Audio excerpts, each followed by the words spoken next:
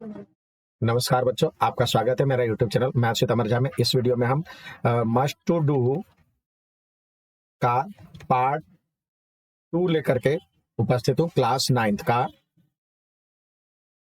ये हिंदी मीडियम के लिए है। इससे पहले हमने इंग्लिश मीडियम के दोनों पार्ट बना दिए हैं और हिंदी के एक मीडियम का बना दिए।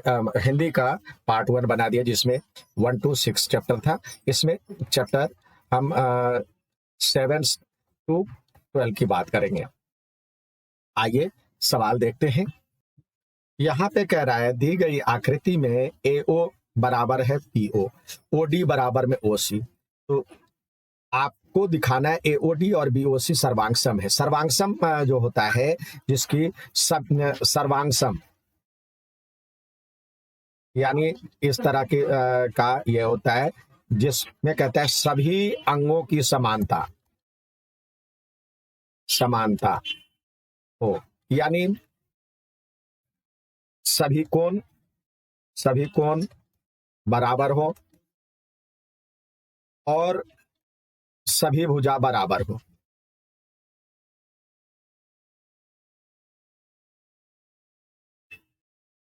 यानी एस तो इसमें सर्वांग में कोई कह रहा है मतलब कोई 3 पार्ट, यदि वो कुल 6 पार्ट होते हैं, 6 पार्ट होते हैं, 3 कोण और 3 भुजा।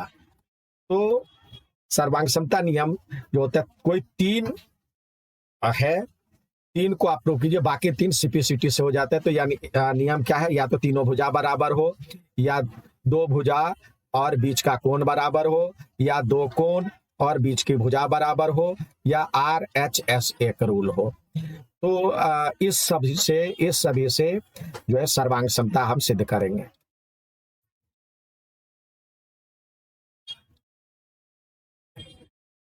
बाकी 3 पार्ट जो है बाकी 3 CP/CT से पूरा हो जाता है, corresponding part of congruent triangle. अब इसमें जैसे कह रहा है जो AOB, पहले हम 2 त्रिभुज दिया हुआ AOD, तो त्रिभुज AOD तथा त्रिभुज COD में, तो एक तरफ AOD की बात करेंगे, दूसरी तरफ COD की बात करेंगे। तो देखिए AO बराबर में इस COB है, BOC या COB। तो AO दिया हुआ है OB के बराबर, और ये कोण और ये कोण बराबर होता है शीर्षाभिमुख कोण से। BO मतलब AOD, इसमें AOD उल्टा ना लिखे, ये वाली ट्रायंगल में और इस ट्रायंगल की बात कर रहे हैं। AOD और BOC बराबर है, ये शीर्षाभिमुख कोण। अब ये बराबर ये है, तो इसमें OD इक्वल टू OC ये दिया है, ये भी दिया है। तो इसका मतलब त्रिभुज AOD सर्वांग है। त्रिभुज AO देखिए किसके बराबर है, BO के, OB लिख सकते हैं लेकिन BO के बराबर है, और OD OC के बराबर है, यानी त्रिभुज AOD BOC के बराबर है बाय ASA रूल, SAS नियम से। अब ये बराबर हो गया, तो इसका मतलब ये कोण और ये कोण बराबर हो गया। तो एंगल लिखेंगे OAD इक्वल टू BC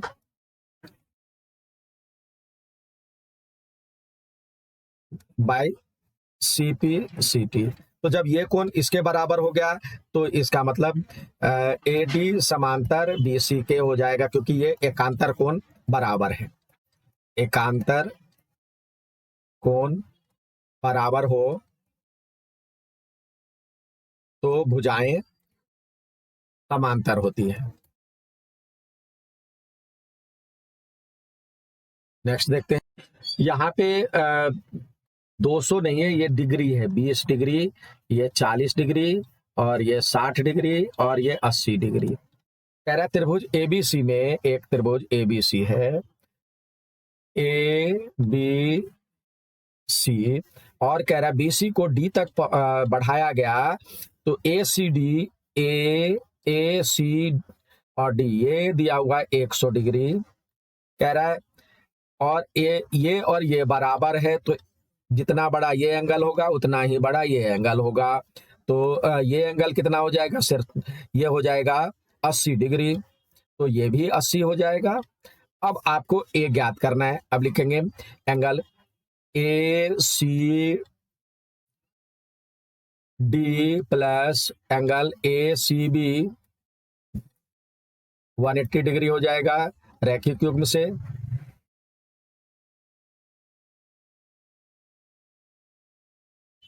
तो ये तो दिया हुआ है 100 डिग्री और प्लस में ACB बराबर में 180 डिग्री, तो 180 डिग्री,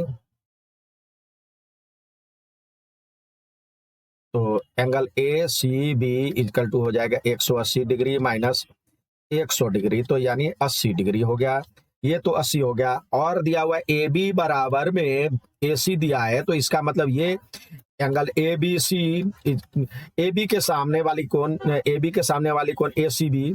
ACB बराबर में ABC, क्योंकि बराबर भुजा के या समान भुजा के सम्मुख कोण बराबर होते हैं।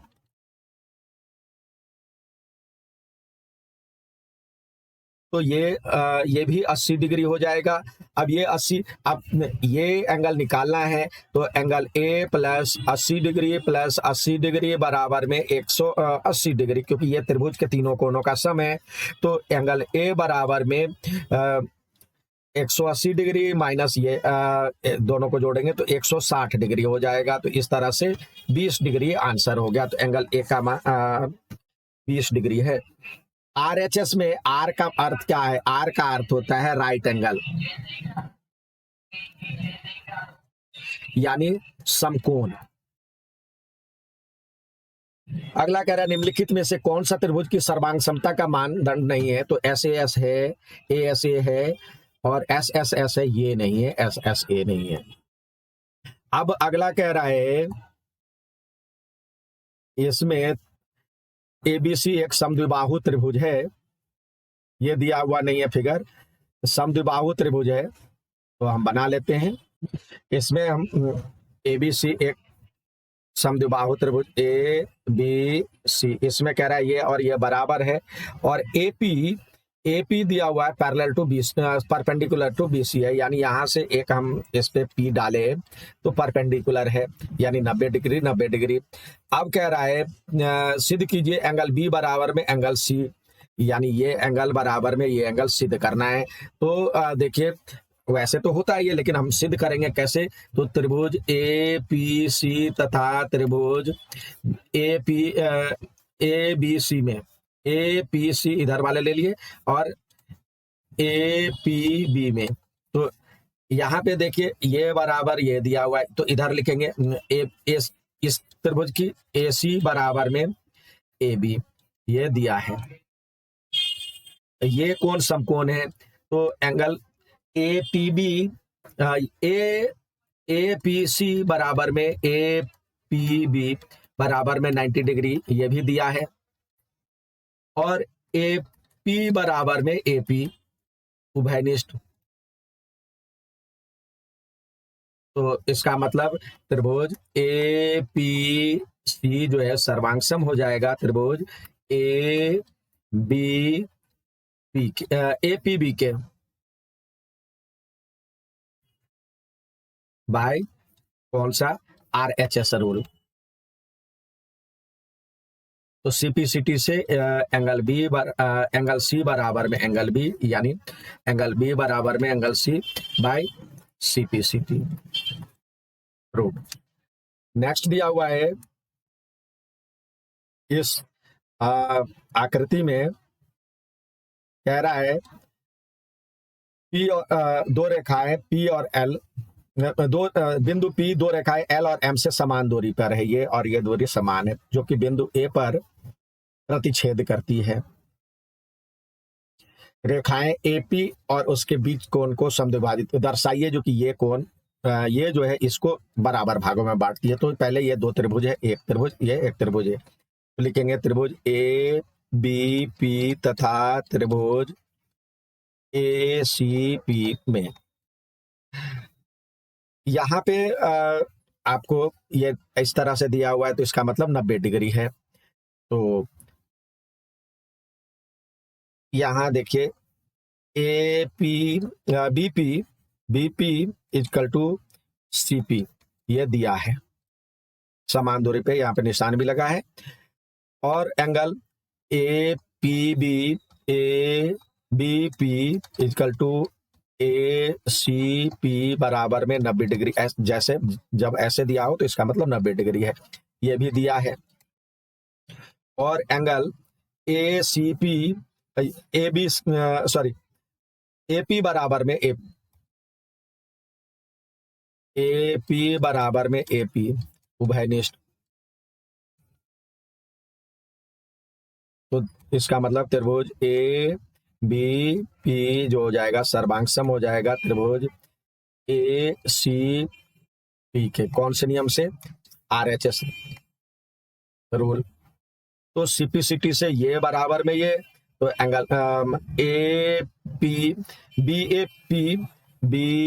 ए P equal to angle C A P by C P C T, ये कोण बराबर हो जाएगा। तो ये कोण बराबर हो गया, तो यानी ये जो है रेखा, अतः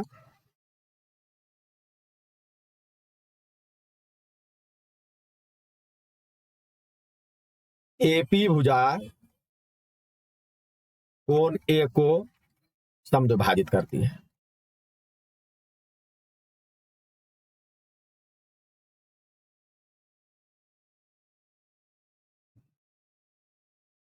यही प्रूव करना था। नेक्स्ट है, सिद्ध कीजिए कि समद्विबाहु त्रिभुज की बराबर भुजाओं के विपरीत कोण बराबर होते हैं। ये कुछ इस तरह के ही हैं। ये जो पांचवा है इसी तरह का है। इसको फिर प्रूव करें। अब ये जो सवाल है, जैसे हमने पांचवा सिद्ध किया था वैसे ही है, तो वैसे भी बना सकते हैं, और नहीं तो एक और है, देखिए दिया है, क्या दिया है? त्रिभुज ए बी सी में ए बी बराबर में बी ए सी दिया है। सिद्ध करना है, क्या सिद्ध करना है? एंगल बी बराबर में एंगल सी। तो अब सबसे पहले एक त्रिभुज बना ले। ये है ए बी और सी, ये कोण इसके बराबर सिद्ध करना है। तो इसके लिए हमें रचना करना होगा। रचना क्या करेंगे? यहां से हम एक ये डालेंगे,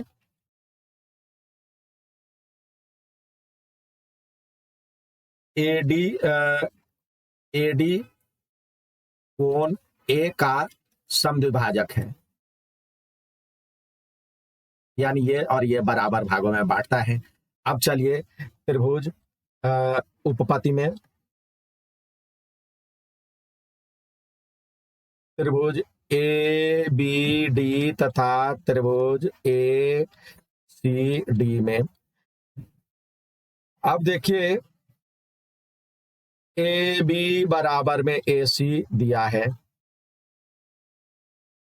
और ये बराबर में ये हमने माना है, मतलब बनाया है। तो बी ए डी बराबर में सी ए डी, क्योंकि ए डी कोण ए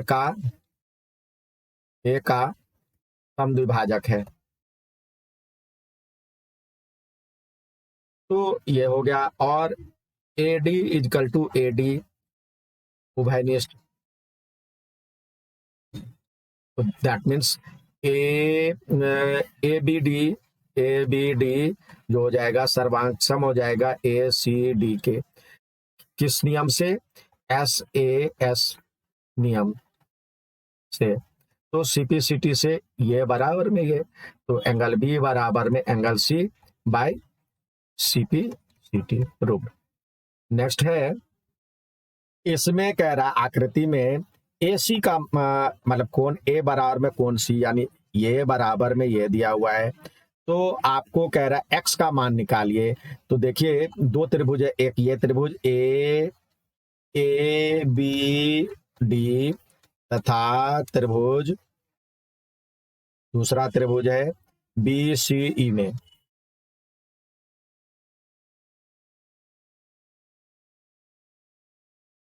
BCE में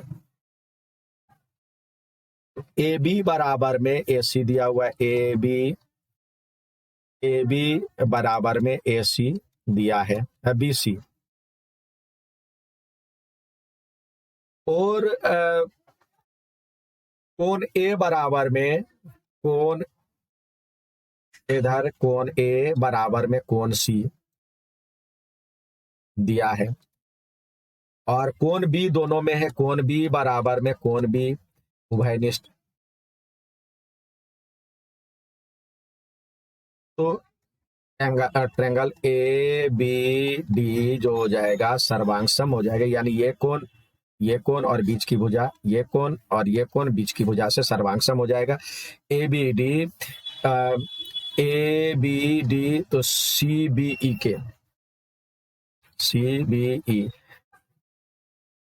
बाय ASA नियम से, तो CPCT से ये कोण बराबर में ये कोण, तो यानी x बराबर में 75 डिग्री बाय CPCT। ये हम पहले लिख दिए क्योंकि यहाँ पे लिखते कोण BDA बराबर में BEC, ये तो दिया हुआ है 75 डिग्री, ये दिया हुआ है x, तो इस तरह से x की वैल्यू 75 डिग्री। नेक्स्ट देख, यहाँ पे कह रहा दिए गए दो त्रिभुजों में सर्वांग समता के किस नियम का उपयोग किया गया। तो देखिए यहाँ पे पहले जो भी बराबर है AB बराबर में, और कौन सा होगा AB बराबर में XY 3 सेंटीमीटर, और BC बराबर में जो 5 सेंटीमीटर है XZ बराबर में 5 सेंटीमीटर, और AC बराबर में YZ, AC बराबर में YZ 3 सेंटीमीटर। तो त्रिभुज ABC हम लिख लिए, और ABC सर्वांगसम है त्रिभुज। अब देखिए AB और इसमें XY है, और BC इस दोनों में B बीच में है, दोनों में है और बीच में है, तो यहाँ पे दोनों में कौन सा कॉमन है, X कॉमन है, तो उसको बीच में रखेंगे, और Y और Z ये हुआ SSS नियम से।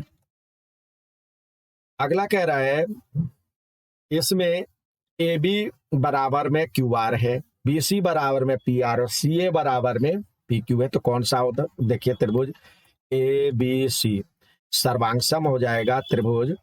अब AB किसके बराबर में QR, और BC इस दोनों में कॉमन क्या देख रहे हैं, B कॉमन देख रहे हैं, 3 जगह होगा, तो इस दोनों में कॉमन B है, तो इस दोनों में कॉमन आपको देखिए क्या दिख रहा है, इस दोनों में कॉमन आपको R दिख रहा है, तो R को बीच में रखें, और फिर ये Q और यहाँ पे P, इस तरह से हो गया।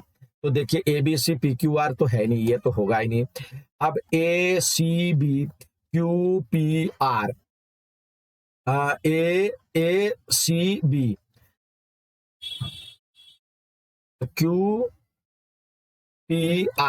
QPR भी नहीं है, ये भी नहीं है। BAC RQP ये सही है, और PQR C A के स्थान पे मतलब C, और तो यहां से तो C तो है ही नहीं, तो ये नहीं है, इसका मतलब ये सही है। नेक्स्ट देखते हैं, इसमें है सिद्ध कीजिए कि विकर्ण एक समांतर चतुर्भुज को 2 सर्वांगसम त्रिभुजों में विभाजित करता है। इसके लिए एक समांतर चतुर्भुज लेना है। यहाँ पे हमें एक समांतर चतुर्भुज की आकृति बनानी होगी पहले।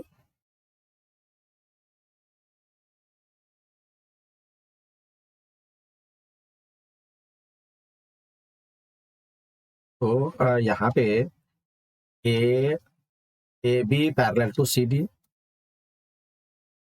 ए B parallel to C D, तथा ये ए बी बराबर में सी डी, ये और ये बराबर है, ये और ये बराबर में है। B C equal to A D क्यों होगा? समांतर चतुर्भुज के सम्मुख भुजा बराबर होता है, और ए सी इजकल टू ए सी उभयनिष्ठ है। तो यानी त्रिभुज ए बी सी जो होगा सर्वांग हो जाएगा त्रिभुज ए सी डी ए के, क्योंकि ए बी बराबर है सी डी के, तो ये सी डी ए के इस नियम से, एस एस एस नियम से। तो हो गया प्रूफ, यानी विकर्ण ए सी दो सर्वांग त्रिभुजों में विभाजित करता है। यहाँ पे एबीसीडी समांतर चतुर्भुज और एसी एक विकर्ण है, ये लेना हो। नेक्स्ट देखते हैं, यहाँ पे दूसरा कह रहा है त्रिभुज एबीसी में जिसका कोण सी पर समकोण है, यानी आपको एक एबीसी त्रिभुज बनाना है।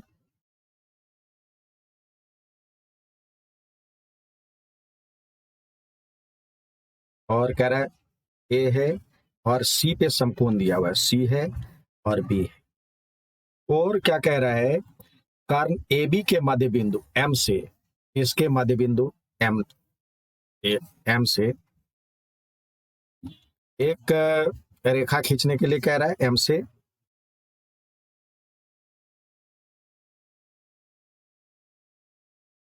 ये रेखा खींचने के लिए कह रहा है। अब कह रहा है जो कि बीसी के समांतर है, ये बीसी समांतर डीएम या सीएम, सॉरी डीएम ये दिया हुआ है, ये समांतर है और ये मध्य बिंदु है। तो अब देखिए ये समांतर है, डीएम समांतर है बीसी के, तो ये यहाँ पे 90 डिग्री है, तो ये भी 90 डिग्री होगा। Angle ADM equal to ACB क्यों होगा? एक इसको कहते हैं संगत कोण से, क्योंकि डीएम समांतर बीसी है और एसी एक तिर्यक रेखा है, यानी ये इसके समांतर और ये तिर्यक रेखा है, तो ये और ये संगत कोण हो जाएगा, तो इससे ये दोनों बराबर हो गया। तो ये तो 90 डिग्री है, that means A D M equal to 90 degree, और ये भी 90 हो गया, तो यानी क्या हो जाएगा, D M perpendicular at A C, ये प्रूफ है, या D M M D perpendicular to A C, ये पहला पार्ट प्रूफ हो गया। अब कहता है दूसरा, C M equal to M A, C M तो यानी आपको यहाँ पे एक लाइन मिलानी होगी। अब इस त्रिभुज और इस त्रिभुज की कॉन्ग्रुएंसी प्रूव करेंगे। त्रिभुज ए एम डी तथा त्रिभुज सी एम डी में सी एम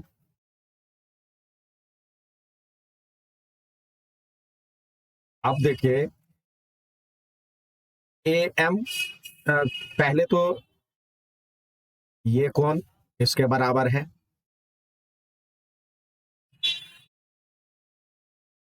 ए एम, अभी ए एम की बात नहीं कर रहे। देखिए ए डी बराबर में डी सी, ए डी बराबर में डी सी हो जाएगा। क्यों होगा? ये जो है एम ए बी का मध्य बिंदु है और M D perpendicular to B C है, तो मध्य बिंदु के विलोम से, मध्य बिंदु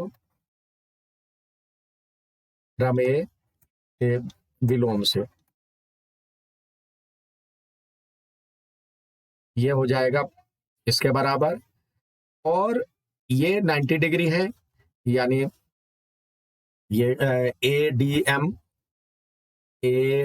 M equal to C D M 90 degree और D M equal to D M उभयनिष्ठ। तो इसका मतलब त्रिभुज ए डी एम सर्वांग सम हो जाएगा A D M C D M के। कौन से नियम से? S A S rule. तो सीपीसीटी से ये बराबर में ये ए एम बराबर में सी एम बाय सीपीसीटी। अब ए एम तो ये मध्य बिंदु है, तो ए एम जो है ए एम बराबर में तो बी एम है, क्योंकि एम ए बी का मध्य बिंदु है। तो ये तो इससे हो जाएगा, तो ये लिखेंगे ए एम बराबर में सी एम बराबर में ए एम जो हो जाएगा, ए एम जो हो जाएगा 1/2 ए बी, तो 1/2 ए बी, यही प्रूफ करना था। ए एम यानी M A C M A बराबर 1/2 ए बी। नेक्स्ट देख, अगला है एक चतुर्भुज पी क्यू आर एस की भुजाएं मध्य बिंदुओं को क्रमशः मिलाने वाले पर चतुर्भुज एक आयत होता है। आयत तब होता है जब पी क्यू आर एस की जो विकर्ण है एक दूसरे पे लंबवत है। एक चतुर्भुज पी क्यू आर एस की भुजाओं के मध्य बिंदुओं को क्रम से मिलाने पर बना चतुर्भुज एक सम चतुर्भुज होगा जब इसके विकर्ण बराबर हो। अगला पूछता है, कह रहा है जो कि ए बी सी डी एक आयत है, ए सी और बी डी एक दूसरे को पी पर काटते हैं। यदि ए बी डी 50 डिग्री है तो डी पी सी ज्ञात करना है।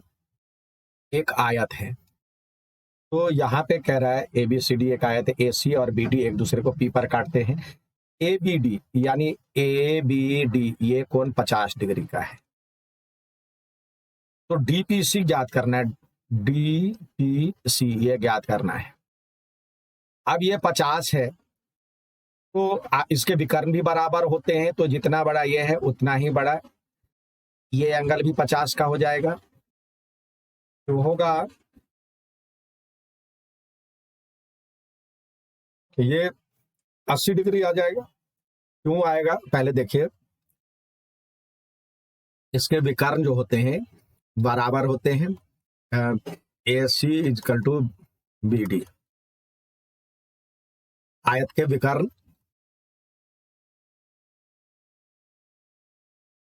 बराबर होते हैं और समद्विभाजित भी करते हैं। ए डी ए पी बराबर में पी सी तथा B P equal to D P, ये एक दूसरे को समद्विभाजित करता है। तो यानी क्या हो जाएगा, A P equal to B P, ये बराबर हो गया। तो त्रिभुज ए बी पी में जब दो भुजा बराबर है तो ये कोण बराबर ये कोण, यानी पी बी या डी पी सी ये भी 50 हो जाएगा, ये भी 50 हो जाएगा। यहाँ पे लिख सकते हैं डी बी सी या P B A equal to B A P, तो ये भी 50 हो जाएगा। तो ये दोनों 50 हो गया, तो ये एंगल कितना हो जाएगा, एंगल सम प्रॉपर्टी से त्रिभुज के तीनों कोणों का योग 180 होता है, तो ये 80 आ जाएगा और तो ये भी 80 आ जाएगा। तो यानी इस तरह से ये हो जाएगा डीपीसी 80 डिग्री। अगला कह रहा है, दिखाइए कि समांतर चतुर्भुज के कोणों को समद्विभाजित समद्विभाजक एक आयत बनाते हैं। तो एक समांतर चतुर्भुज लेते हैं,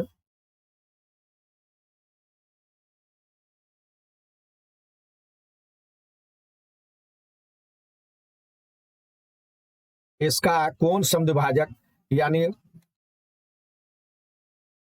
इसको समद्विभाजित करने वाला रेखा और इसको समद्विभाजित करने वाला रेखा यहाँ पे बन, इसी प्रकार इसका समद्विभाजित करने वाला और इसका समद्विभाजित करने वाला, ये कुछ इस तरह से बना।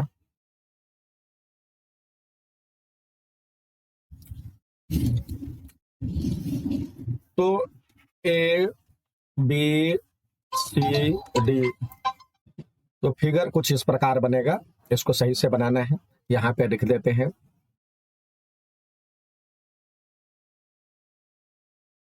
कोनों का समद्विभाजक, तो ये पी क्यू आर और एस।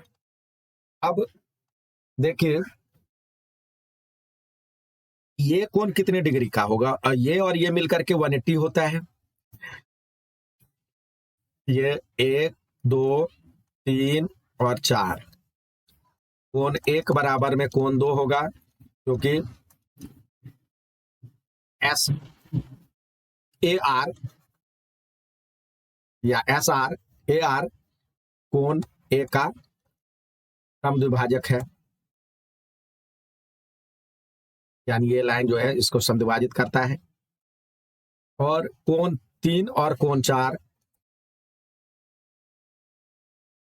ये डीपी कोण बी का समद्विभाजक है। तो क्या होगा, यानी अब कोण 3 प्लस कोण 4, यानी ये कोण और ये कोण मिला करके 180 डिग्री होगा, क्योंकि ये दोनों मिल करके जो होता है इसके जो होते हैं समांतर चतुर्भुज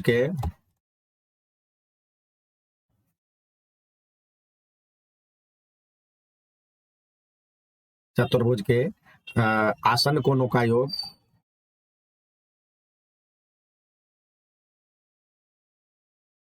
एक 180 डिग्री होता है। तो कोण 3 के बदले तो कोण मतलब कोण 3 और कोण 4 के बदले कोण 3 ही रखिए, यहाँ पे कोण 3 ही रखिए। कोण 2 प्लस कोण 2 180 डिग्री, क्योंकि इसमें हम कोण 1 और कोण 2 को चेंज कर लिए और कोण 3 और कोण 4 में चेंज कर लिए। तो ये 2 कोण 3 प्लस कोण 2 बराबर में 180 डिग्री। कोण 3 प्लस कोण 2 कॉमन आ गया, तो ये हो जाएगा 180 डिग्री। तो कोण 3 प्लस कोण 2 इक्वल टू हो जाएगा 90 डिग्री। तो ये 90 हो गया, तो इसका मतलब ये भी 90 हो जाएगा। तो कोण P S R equal to 90 degree. इसी प्रकार ये समद्विभाजित ये भी कोण 90 डिग्री हो जाएगा। P Q R equal to 90 degree, और ये भी 90 हो जाएगा। एस पी क्यू 90 डिग्री, और पी मतलब क्यू आर एस, ये सारे 90 डिग्री हो गया। तो that means P Q R S एक आयत है, ये प्रूव हो गया। नेक्स्ट देख, अगला है, यदि एक समांतर चतुर्भुज के विकर्ण बराबर है तो दिखाइए कि यह आयत है। तो समांतर चतुर्भुज के विकर्ण, पहले एक समांतर चतुर्भुज बनाना होगा।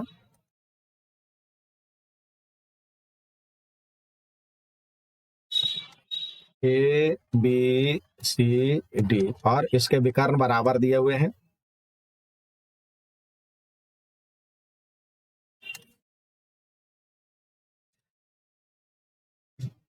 तो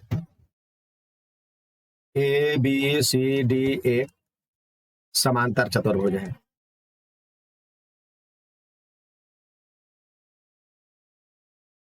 तो समांतर चतुर्भुज और इसमें और विकर्ण बराबर है, तथा AC इजकल टू BD दिया हुआ है।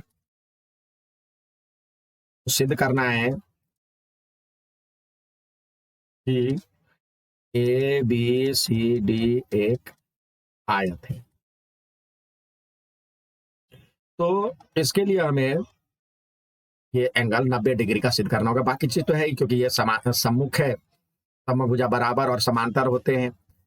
तो अब त्रिभुज ABD तथा त्रिभुज ABC में एक ये विकर्ण वाला ले लेते हैं, मतलब एक ABD और ACD में ले लेते हैं जिसमें विकर्ण दोनों आ जाए। तो इधर देखिए AB equal to AB common है, और इसमें AD इजकल टू BC, क्योंकि समांतर चतुर्भुज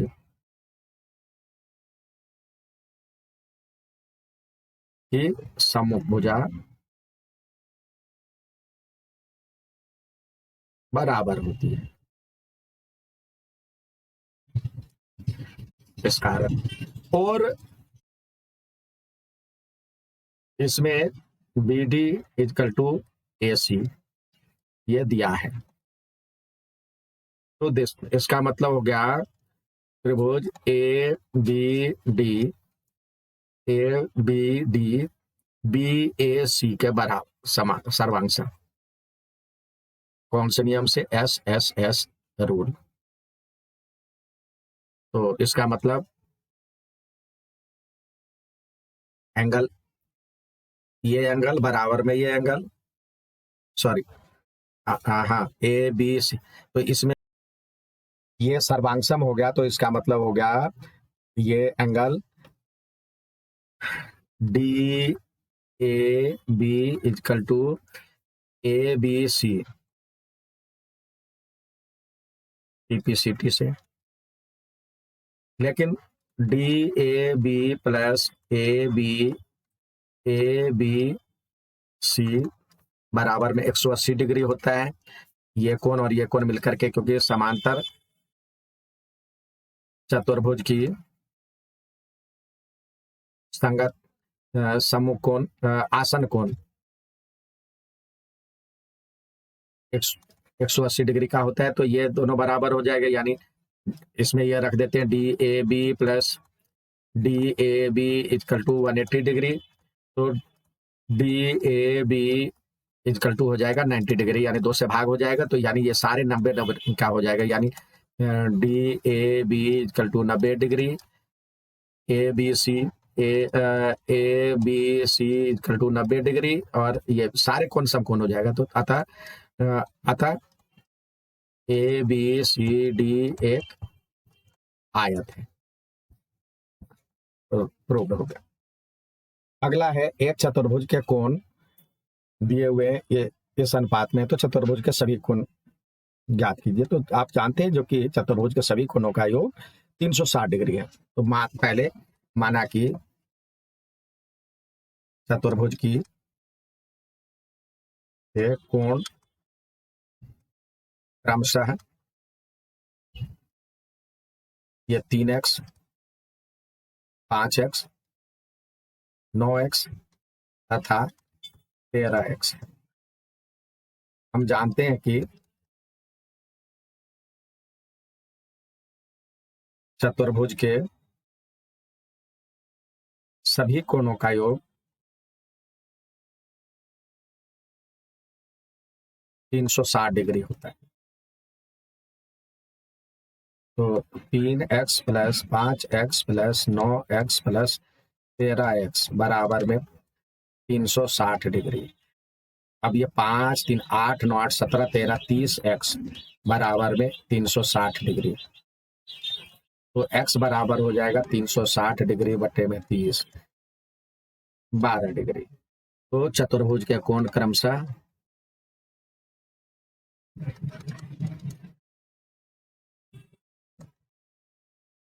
3x बराबर में 3 गुने 12 डिग्री बराबर में 36 डिग्री। 5x बराबर में 5 गुने 12 डिग्री, तो ये हो जाएगा 60 डिग्री। और 9x बराबर में 9 गुने 12 डिग्री यानी 108 डिग्री। और 13x यानी 13 गुने 12 डिग्री यानी 156 डिग्री।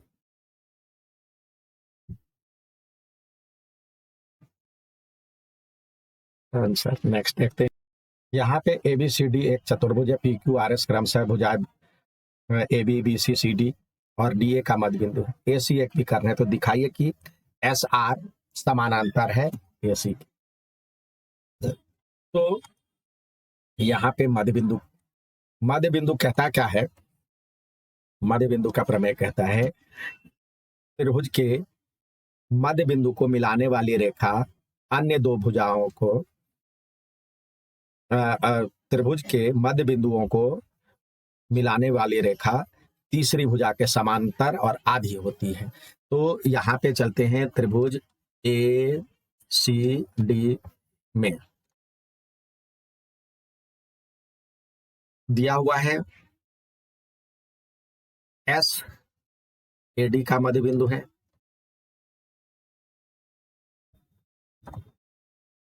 और RCD का मध्य बिंदु है। तो मध्य बिंदु प्रमेय से SR जो हो जाएगा समानांतर हो जाएगा AC के, तथा SR जो हो जाएगा हाफ ऑफ AC हो जाएगा मध्य बिंदु प्रमेय से।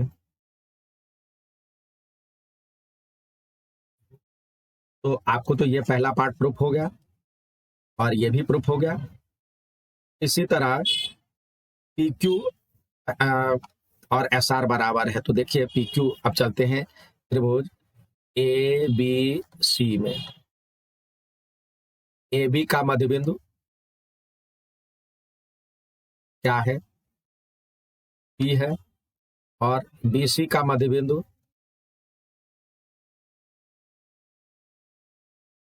Q है। तो मध्य बिंदु प्रमेय से PQ समांतर हो जाएगा AC के, तथा PQ बराबर में हाफ ऑफ AC हो जाएगा मध्य बिंदु प्रमेय से।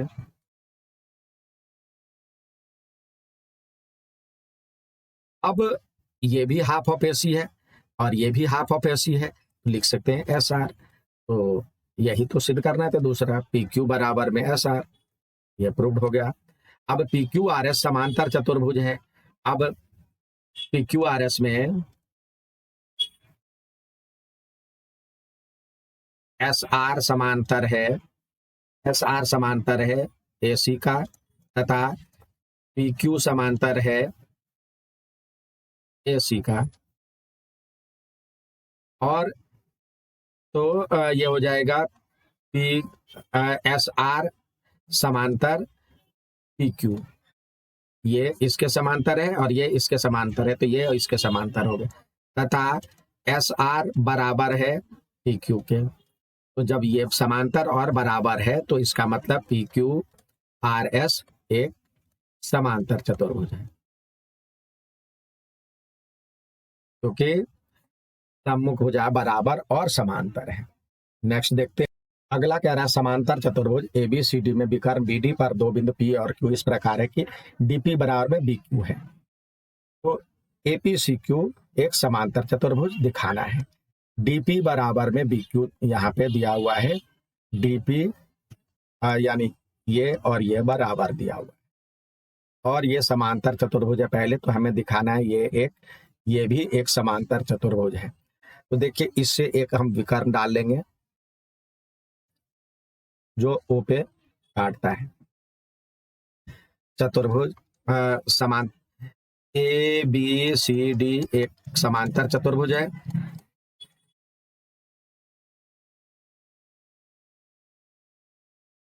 अब विकर्ण AC खींचा, जो विकर्ण BD पर को O पर प्रतिच्छेद कर।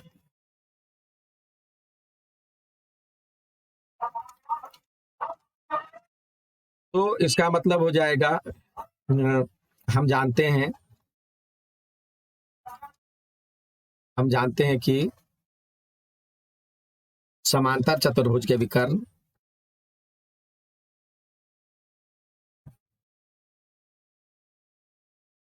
एक दूसरे को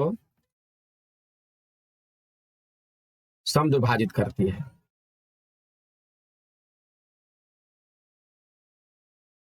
तो यानी ये बराबर में ये हो जाएगा, यानी O B equal to O D रह जाएगा, ओ डी हो जाएगा। अब ओ बी किसके बराबर है? ओ बी जो है O B B Q plus O Q है, और यहाँ पे ओ ओ डी है O P plus P D है, और ये बी क्यू बराबर में पी डी ये दिया हुआ है, बी क्यू बराबर में पी डी ये दिया है। तो ओ क्यू बराबर में ओ पी हो गया, और ओ ए बराबर में ओ सी है। तो जब विकर्ण एक दूसरे को समद्विभाजित करती है तो यानी ए सी तथा पी क्यू विकर्ण एक दूसरे को समद्विभाजित करती है, तो ए पी सी क्यू एक समांतर चतुर्भुज होगा।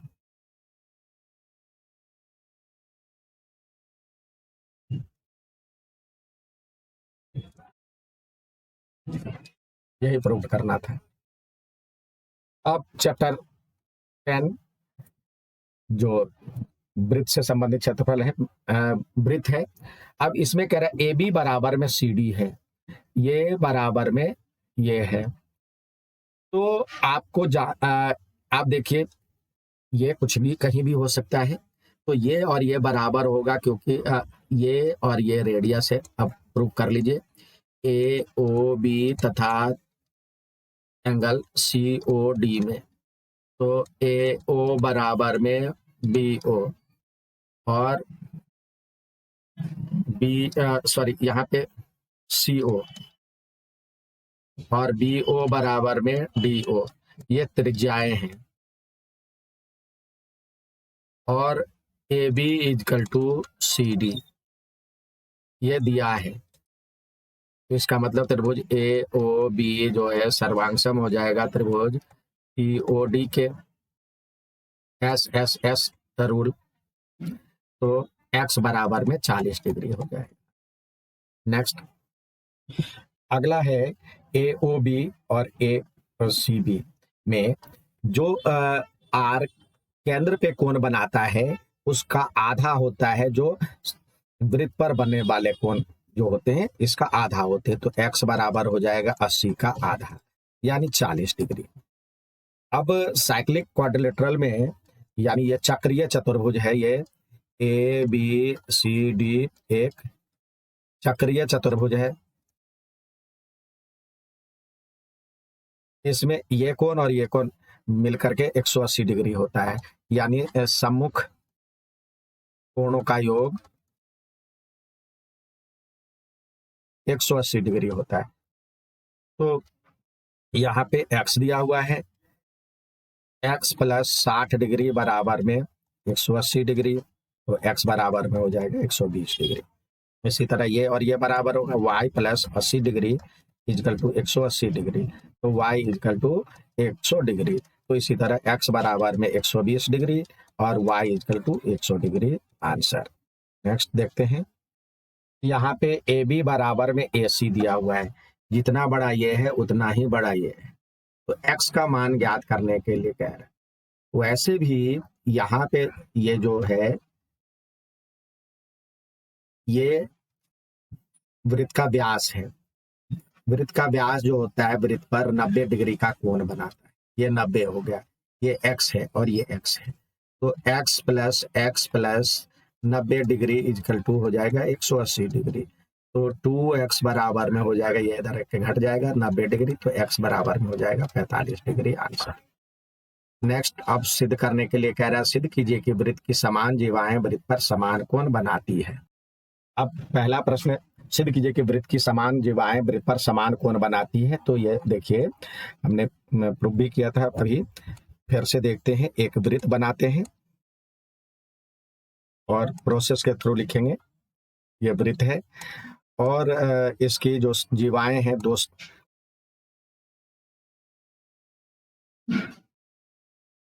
एक ये है जीवा और एक ये जीवा है।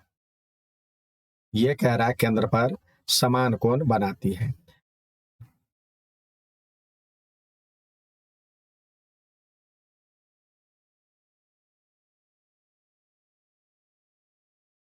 ये O हो गया, ये A B C D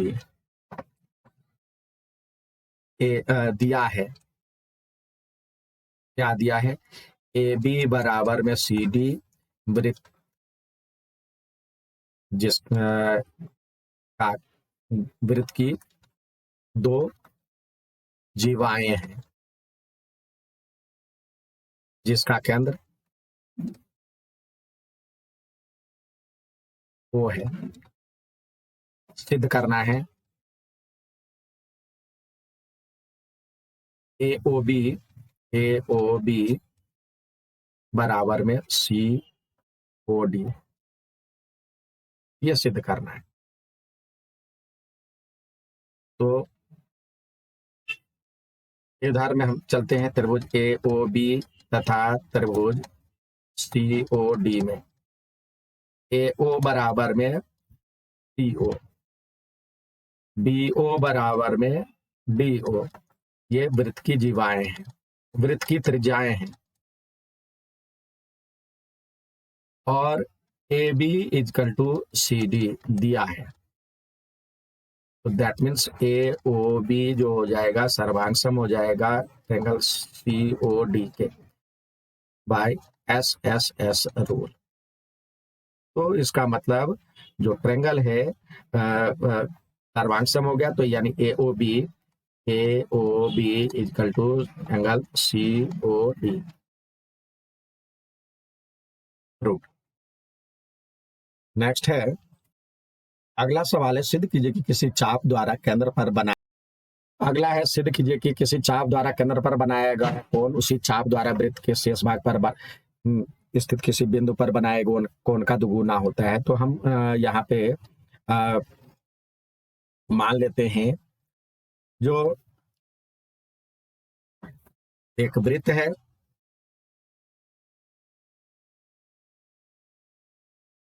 उसका केंद्र O है और यहाँ पर स्थित दो बिंदु है P और Q। ये जो केंद्र पे बनाएगा कोण और जो इधर बनाएगा कोण कहीं भी, उसका आधा होगा। तो दिया है,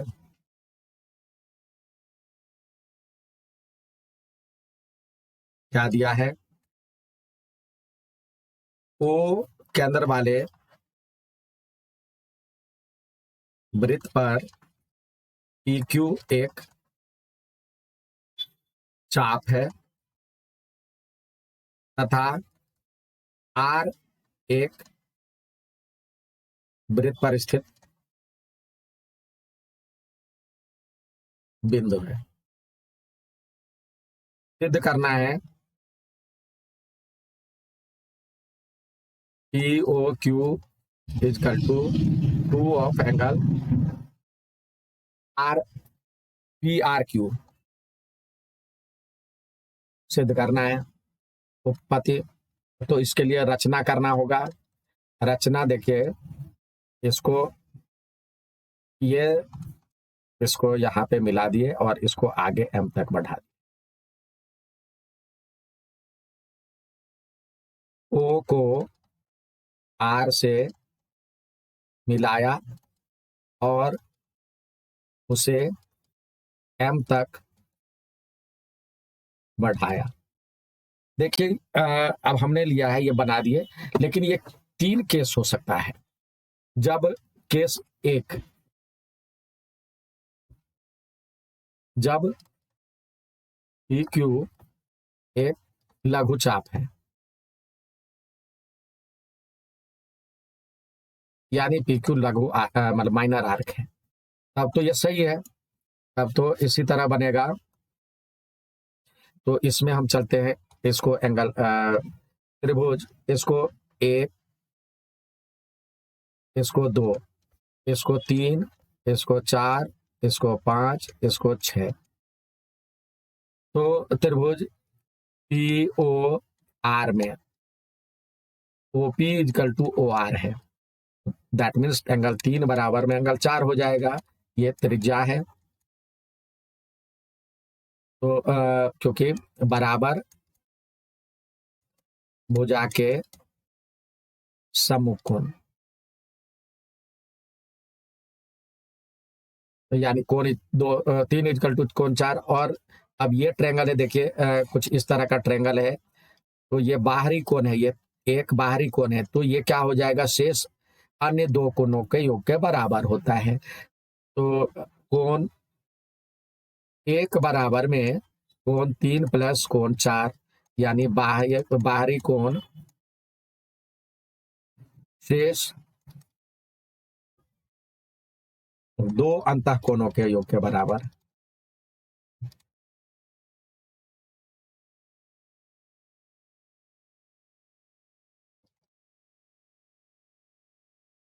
तो इस तरह से हम कोण 3, इसको हमारे पास 4 का काम है, तो ये कोण 4 प्लस कोण 4 लिख सकते हैं, यानी 2 कोण 4, कोण 1 बराबर। इसी प्रकार ये भी हो जाएगा, कोण 2 बराबर में 2 कोण 5। अब कोण कोण 1 प्लस कोण 2 बराबर में 2 कोण 4 प्लस कोण 2 कोण 5, यानी 2 कॉमन 4 प्लस 5। तो 4 क्या है, 1 और 2 क्या है, ये मिलकर के बना P O Q equal to P R Q, 2 P R Q. यही प्रूव करना था। ये तो हो गया केस 1 में।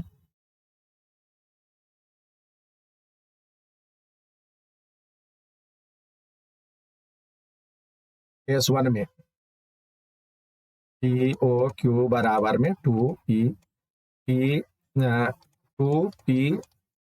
Are Q. अब केस 2 लेते हैं। इसी प्रकार जब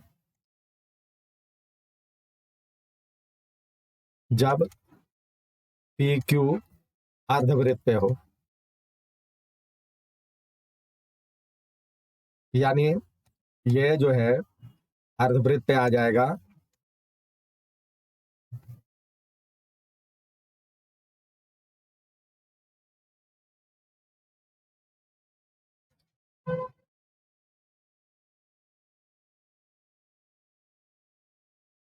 फिगर इसी तरह बनाएंगे।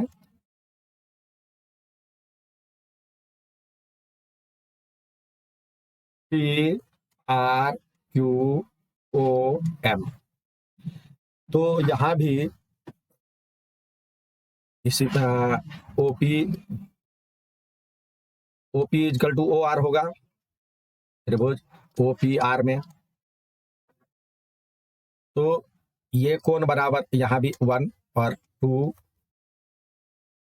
3 और 4, और यहाँ पे 5 और 6 लिख सकते हैं।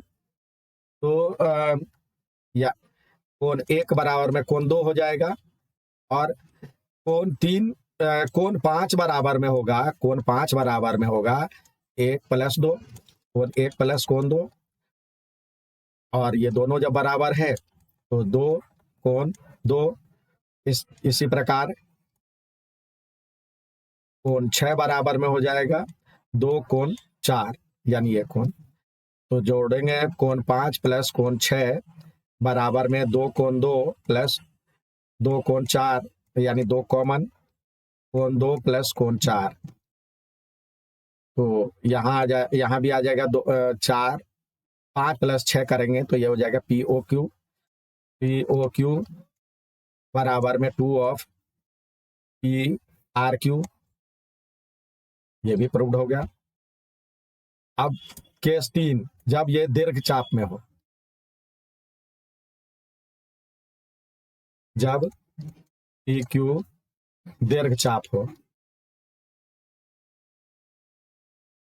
तो इसमें कुछ इस तरह से बनेगा।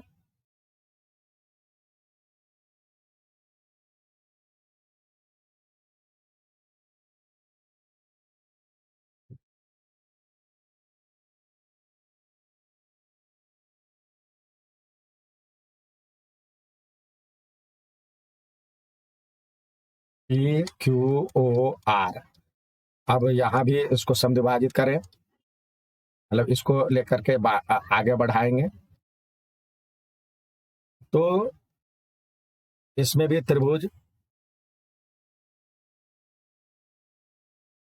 POR में ये और ये बराबर हो जाएगा OP इक्वल टू OR।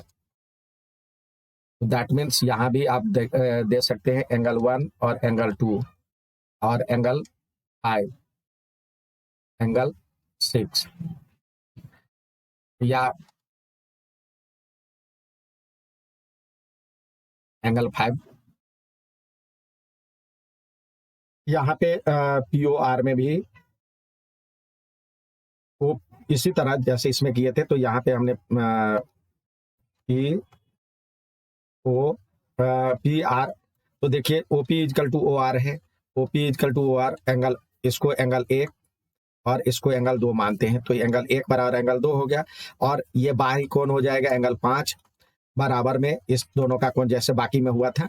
इसी प्रकार इसको 3 और ये 4 मानते हैं, तो और इसको 6 मानते हैं, तो ये हो जाएगा एंगल 6 बराबर में एंगल 2 दुगुना एंगल 4 का, तो दोनों को जोड़ते हैं तो P2 और 4 मिलकर के PQR बना, PQR, और इधर 5 और 6 मिलकर के बना POQ।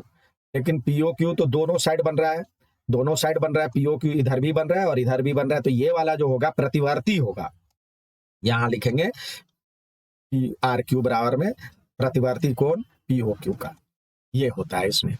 नेक्स्ट देख, अगला है सिद्ध कीजिए कि यदि एक रेखा बिंदु केंद्र O वाले 2 संकेंद्रीय वृत्तों पर ABCD बिंदु पर काटती है, तो सिद्ध कीजिए कि यह बराबर होनी।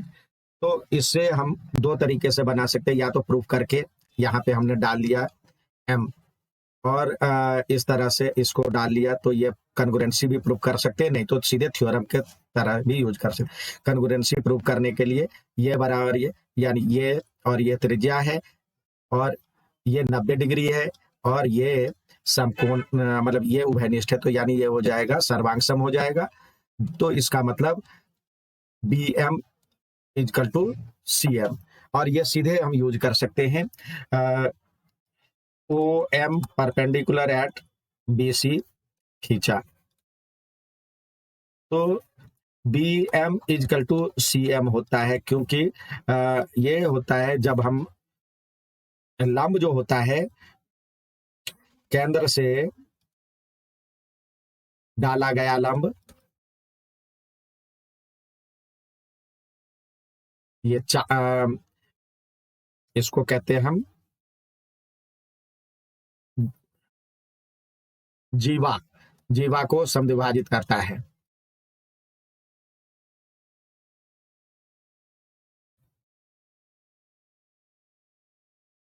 तो BM इक्वल टू CM। इसी प्रकार AD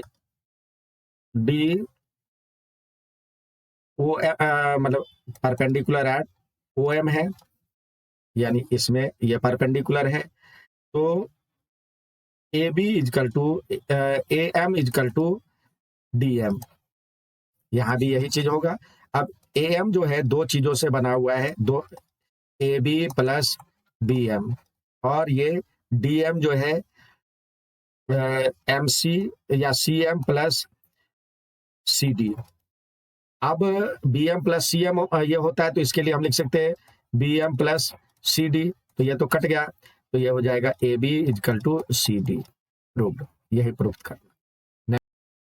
अगला है ABC में AB एंगल ABC। तो देखिए ABC ये 69 डिग्री दिया, और ACB ACB ACB ये 31 डिग्री दिया हुआ है। तो BDC का मान ज्ञात करने के लिए कह रहा है, BDC का मान ज्ञात करने के लिए ये।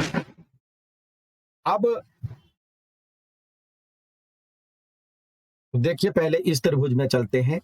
त्रिभुज ABC में दो कोण दिया हुआ, ये और ये दिया हुआ है।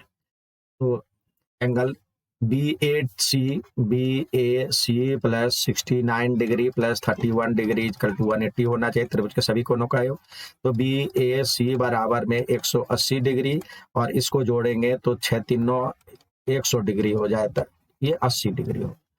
अब देखिए, अब ध्यान से देखिए, BC से यहाँ पे खींचा गया कोण और यहाँ पे खींचा गया कोण बराबर होगा। तो लिखेंगे BDC बराबर में BAC। क्यों? तो समान चाप से वृत्त के एक ही ओर वृत्त पर बना कोण बराबर होता है। तो ये हो जाएगा 80 डिग्री आंसर। नेक्स्ट है, सिद्ध कीजिए कि किसी भी चतुर्भुज के आंतरिक कोणों के समद्विभाजकों से बना चतुर्भुज चक्रीय होता है। अगला है, सिद्ध कीजिए कि किसी भी चतुर्भुज के आंतरिक कोणों का समद्विभाजकों से बना चतुर्भुज चक्रीय होता है। तो वैसे चक्रीय चतुर्भुज भी हो सकता है, और किसी भी चतुर्भुज का। तो देखिए बच्चों, इसमें आपको एक चतुर्भुज बनाना पड़ेगा, और चक्रीय चतुर्भुज में क्या होता है, सभी आमने सामने का कोण मतलब सम्मुख भुजाओं का कोण का योग 180 डिग्री होता है। तो आपको एक चतुर्भुज बनाना है, कोई भी हम बना लिए, जरूरी नहीं है पैरेललोग्राम ही, हमने पैरेललोग्राम ले लिया। इसका समद्विभाजक ABC और D कोई अलग से लेकर के बनाते, देखिए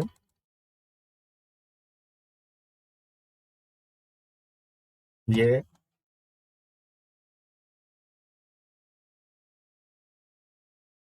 कोई भी बन गया। अब इसका इस कोण का समद्विभाजक ये A है, B है, C है, D है। अब इसका समद्विभाजक और इसका समद्विभाजक यहाँ पे मिला। इसी तरह इसका समद्विभाजक और इसका समद्विभाजक यहाँ पे मिला। तो PQRS।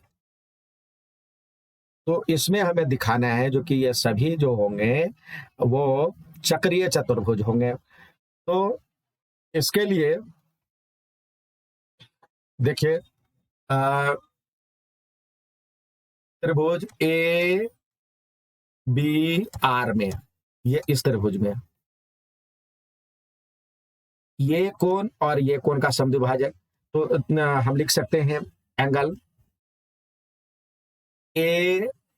BRA equal to half of angle A हो जाएगा। सॉरी, BRA कह रहे हैं, BAR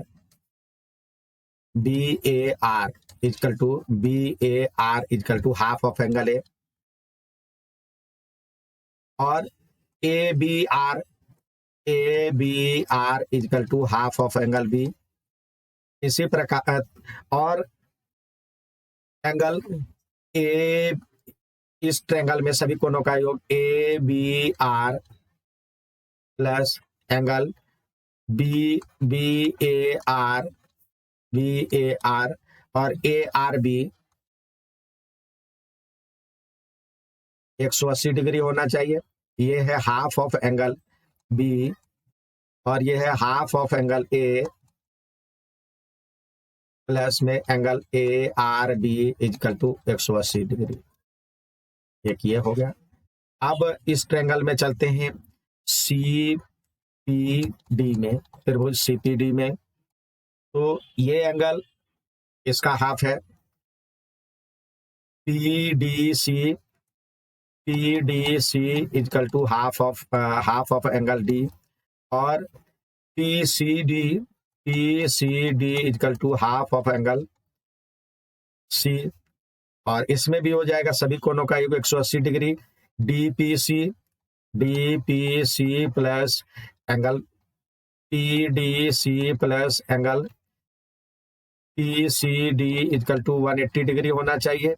और डी पी सी प्लस ये हो जाएगा हाफ ऑफ एंगल डी और ये हो जाएगा half of angle C equal to 180 degree. अब दोनों को जोड़ दीजिए।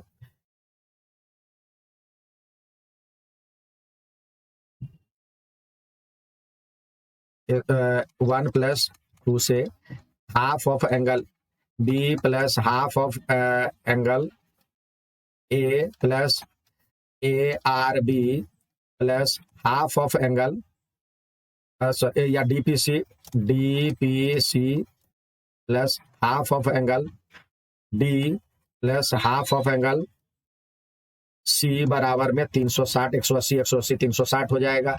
अब हाफ कॉमन यहाँ पे पहले ए लिख लीजिए, कोण ए प्लस कोण बी भी ये है, कोण सी में भी डबल है, कॉमन ले ले, कोण डी में सॉरी हाफ लगा हुआ है और प्लस में angle A R B plus D P C equal to 360 और सभी कोणों का जो 360 होता है तो angle half of angle 180 degree, क्योंकि ये सभी कोणों का योग 360 क्योंकि angle A plus angle B plus angle C plus angle D equal to 360 होता है। तो इसलिए यहाँ पे लगा दीजिए प्लस में angle A R B plus angle D P C 360 degree. तो ये तो कट गया, 180 डिग्री हो गया। तो angle A R B plus D P C equal to 360 में से 180 गया, तो ये हो जाएगा 180 डिग्री। तो जब अब ए आर बी कहाँ पे है देखिए, ए आर बी यानी ये कोण और ये कोण दोनों जो हो गया 90 मतलब 180 डिग्री हो गया। तो पी क्यू आर एस एक चक्रीय चतुर्भुज है, क्योंकि इसके जो हो गए सम्मुख कोणों का योग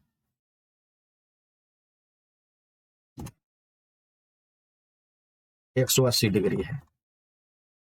नेक्स्ट देखते हैं, अगला है इस में ये कह रहा है पी क्यू आर ये 100 डिग्री है। तो पहले देखिए ओ ये 100 डिग्री है, ये चक्रीय चतुर्भुज भी है और वैसे ये 100 है, तो ये चाप से जो कोण बनेगा वृत्त पर स्थित ये दीर्घ चाप से, तो ये प्रतिवर्ती इसका डबल होगा, यानी ये हो जाएगा 200 डिग्री। पी ओ आर का प्रतिवर्ती कोण जो हो जाएगा 2 गुने 100 डिग्री, तो यानी 200 डिग्री। अब पी ओ आर जो हो जाएगा 200 डिग्री माइनस में 360 डिग्री माइनस में 200 डिग्री यानी 160 डिग्री। अब त्रिभुज पी ओ आर में ये और ये बराबर है, तो ये कोण और ये कोण बराबर होगा। O P equal to O R त्रिज्या है, तो इसका मतलब angle O P R equal to O R P बराबर, भुजा के सम्मुख कोण बराबर होते हैं, तो ये दोनों बराबर हो गया और ये तीनों कोण मिलकर के 180 होगा, यानी O P R plus O R P plus में P O R equal to 180 degree. तो ये तो 160 डिग्री दिया हुआ है, angle O P R plus O P R भी लिख सकते हैं, इसको डबल है तो मतलब बराबर है तो, और प्लस में 160 डिग्री, तो 2 OPR इजकल टू 160 में से 120, 180 में से 160 गया तो ये हो जाएगा 20 डिग्री। तो एंगल OPR इजकल टू हो जाएगा 10 डिग्री। तो ये हो जाएगा आपका 10 डिग्री आंसर।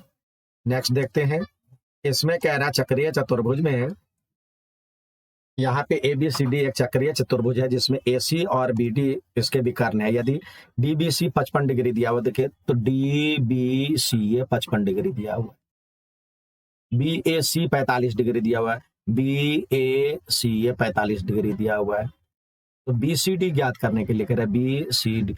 अब देखिए यहां से BC से angle BAC equal to BDC होगा, क्योंकि समान चाप से जो वृत्त पर स्थित कोण है बराबर होते हैं। BC चाप से वृत्त पर बना कोण,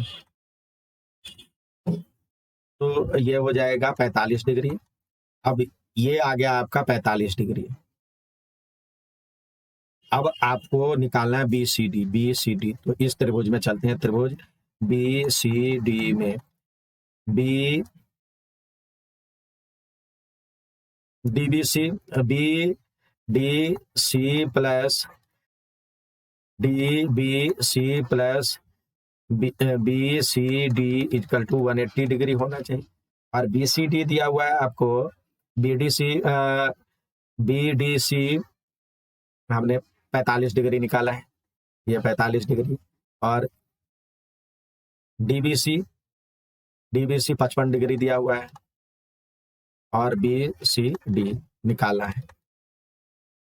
तो एंगल BCD इक्वल टू हो जाएगा 180 डिग्री, माइनस में इस सबको जोड़ेंगे तो 100 डिग्री। तो ये 80 डिग्री आंसर आ जाएगा। यहाँ पे कह रहा है एक वृत्त की जीवा। अब वृत्त की जीवा देखिए दो प्रकार की स्थिति दिया हुआ है।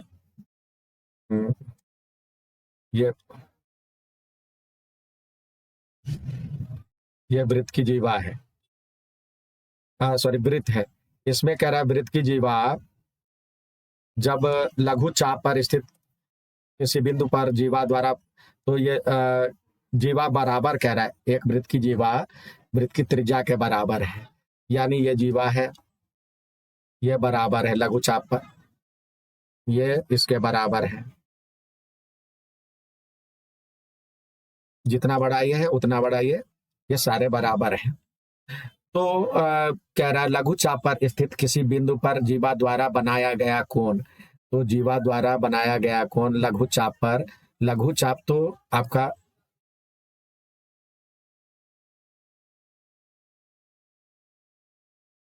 लघु चाप जो होगा ये होगा, इधर की तरफ बनेगा। तो ये देखिए ये कोण कितने डिग्री का होगा, ये कोण ये तो ये समबाहु त्रिभुज हो जाएगा, ये भी 60 है, ये भी 60 है, और ये भी 60 है। लघु चाप पर स्थित किसी बिंदु पर जीवा द्वारा बना गया कोण जो हो जाएगा, यहाँ पे 300 डिग्री है, ये यहाँ पे 60 डिग्री है, तो ये 300 डिग्री हो जाएगा, इसका आधा यानी 150 डिग्री हो जाएगा। और दीर्घ चाप पर स्थित कोई भी बिंदु, दीर्घ चाप तो अब ऊपर की ओर आया, इस पर स्थित कोई भी बिंदु बनाना है, तो ये 60 का आधा हो जाएगा, ये 30 डिग्री हो जाएगा। नेक्स्ट अगला है हीरोन सूत्र। यदि किसी त्रिभुज की तीनों भुजाएं ABC हो तो इसका परिमाप क्या होगा, A plus B plus C, इसका परिमाप। अगला है, इसमें कह रहा है जब किसी त्रिभुज की तीनों भुजाएं दी गई है तो उसका क्षेत्रफल ज्ञात करने के लिए हम इस सूत्र का प्रयोग करते हैं, हीरोन सूत्र का। हीरोन सूत्र लिखिए, तो पहले S निकालेंगे जो A plus B plus C/2 होता है। तो क्षेत्रफल जो होगा त्रिभुज का क्षेत्रफल S into S minus A, S minus B और S माइनस C होता है। एक त्रिभुज की तीनों भुजाओं की लंबाई बराबर हो तो किस प्रकार का त्रिभुज होगा, समबाहु त्रिभुज। समबाहु त्रिभुज का क्षेत्रफल ज्ञात करने का सूत्र होता है √3/4 गुने भुजा स्क्वायर। छात्रों को वर्गमूल ज्ञात करने का अभ्यास करना चाहिए। चरण दर चरण सावधानी पूर्वक आपको इसकी गणना करनी चाहिए और क्षेत्रफल जो होगा ये वर्ग इकाई इसका मात्रक होगा।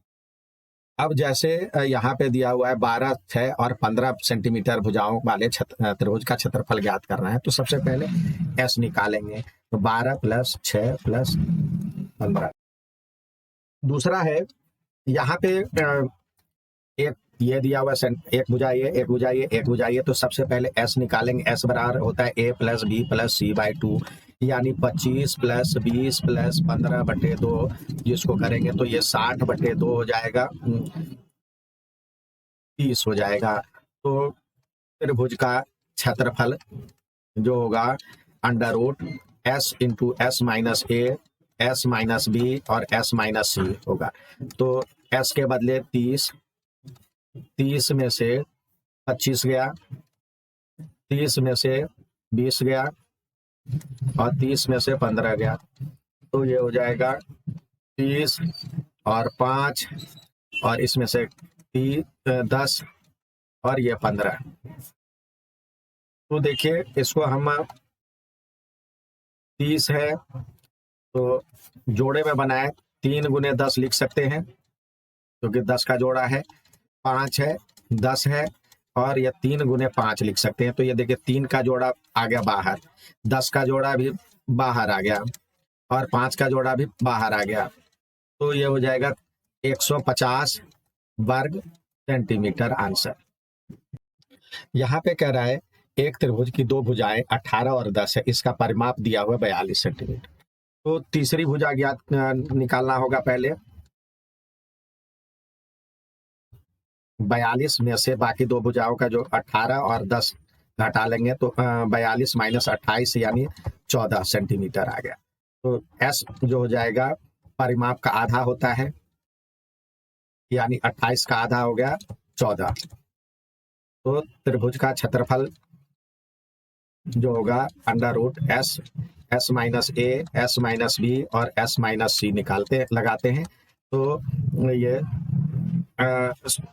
परिमाप सर 42 है, 42 है, 42 का आधा 21 होगा। तो 21 में से 18, 21 में से 10 और 21 में से 14।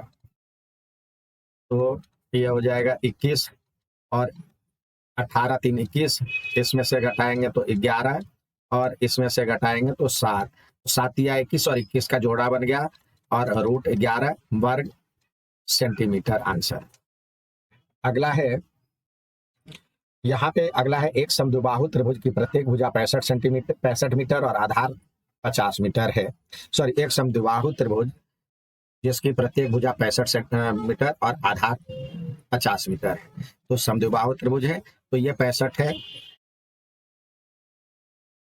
और ये भी 65 होगा और ये जो होगा 50 डिग्री होगा, यानी तीसरी भुजा। सॉरी, हम कोण की बात कर रहे हैं इसमें। यहाँ पे भुजा के बाद ये 65 है, ये भी 65 है, ये 50 है। तो एस क्या हो जाएगा 65 + 65 + 50, तो ये हो जाएगा 180 का आधा। तो ये 90 हो गया। एस जो होता है A + B + C का आधा होता है और परिमाप होता है। तो त्रिभुज का क्षेत्रफल जो होगा S × S - A, S - B और S - C। तो S दिया हुआ है आपका आ गया 90, 90 में से 65 गया और 90 में से भी 65 गया और 90 में से 40 गया। तो ये हो जाए, सॉरी 50 गया। तो ये हो जाएगा √90 और ये घटाएंगे तो 25, ये भी 25 और ये 50, 40। तो इसका देखिए ये तो 25, ये हो गया 25 × 25, ये हो गया 9 × 10 और ये 4 गुने 10, तो 10 तो बाहर आ गया, 25 भी बाहर आ गया, और 9 का वर्गमूल होता है 3, 4 का वर्गमूल 2, तो ये हो जाएगा 25 दूनी 50 या 150 और 1500, और यूनिट क्या है, मीटर में है, तो वर्ग मीटर आंसर। नेक्स्ट देखते हैं, अगला दिया हुआ है ये त्रिभुज की भुजाएं 3 5 4 अनुपात में दिया हुआ है, तो इसका परिमाप दिया है 90 मीटर सेंटीमीटर, तो इसका क्षेत्रफल। तो सबसे पहले माना कि त्रिभुज की भुजाएं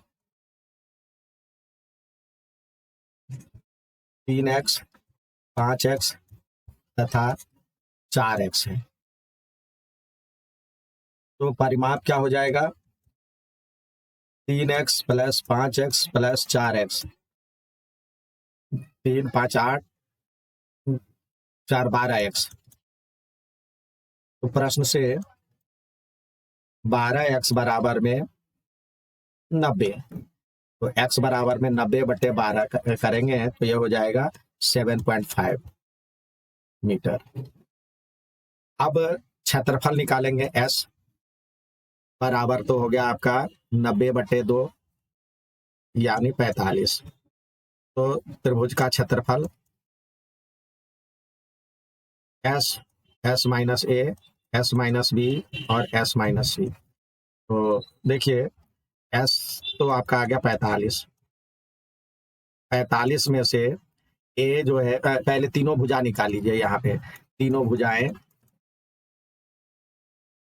क्रमशः 3x बराबर में 3 गुने 7, तो ये हो जाएगा 7 या 21 22.5 मीटर। 5x बराबर में 5 गुने 7.5, तो ये हो जाएगा 7 पंचे 35 37.5, और 4x बराबर में 4 गुने 7.5, तो ये हो जाएगा 30 मीटर। तो बारी बारी से घटाएं तो ये हो जाएगा 22.5 घटेगा, ये 45 में से 37.5 घटा है, और ये 45 में से 30 घटा, तो आंसर आ जाएगा आपका 45, और ये हो जाएगा 22.5, और ये हो जाएगा 7.5, और ये आ जाएगा 15। तो ये डेसिमल हटा करके यहाँ पे डाल सकते हैं। अब 45 जो होता है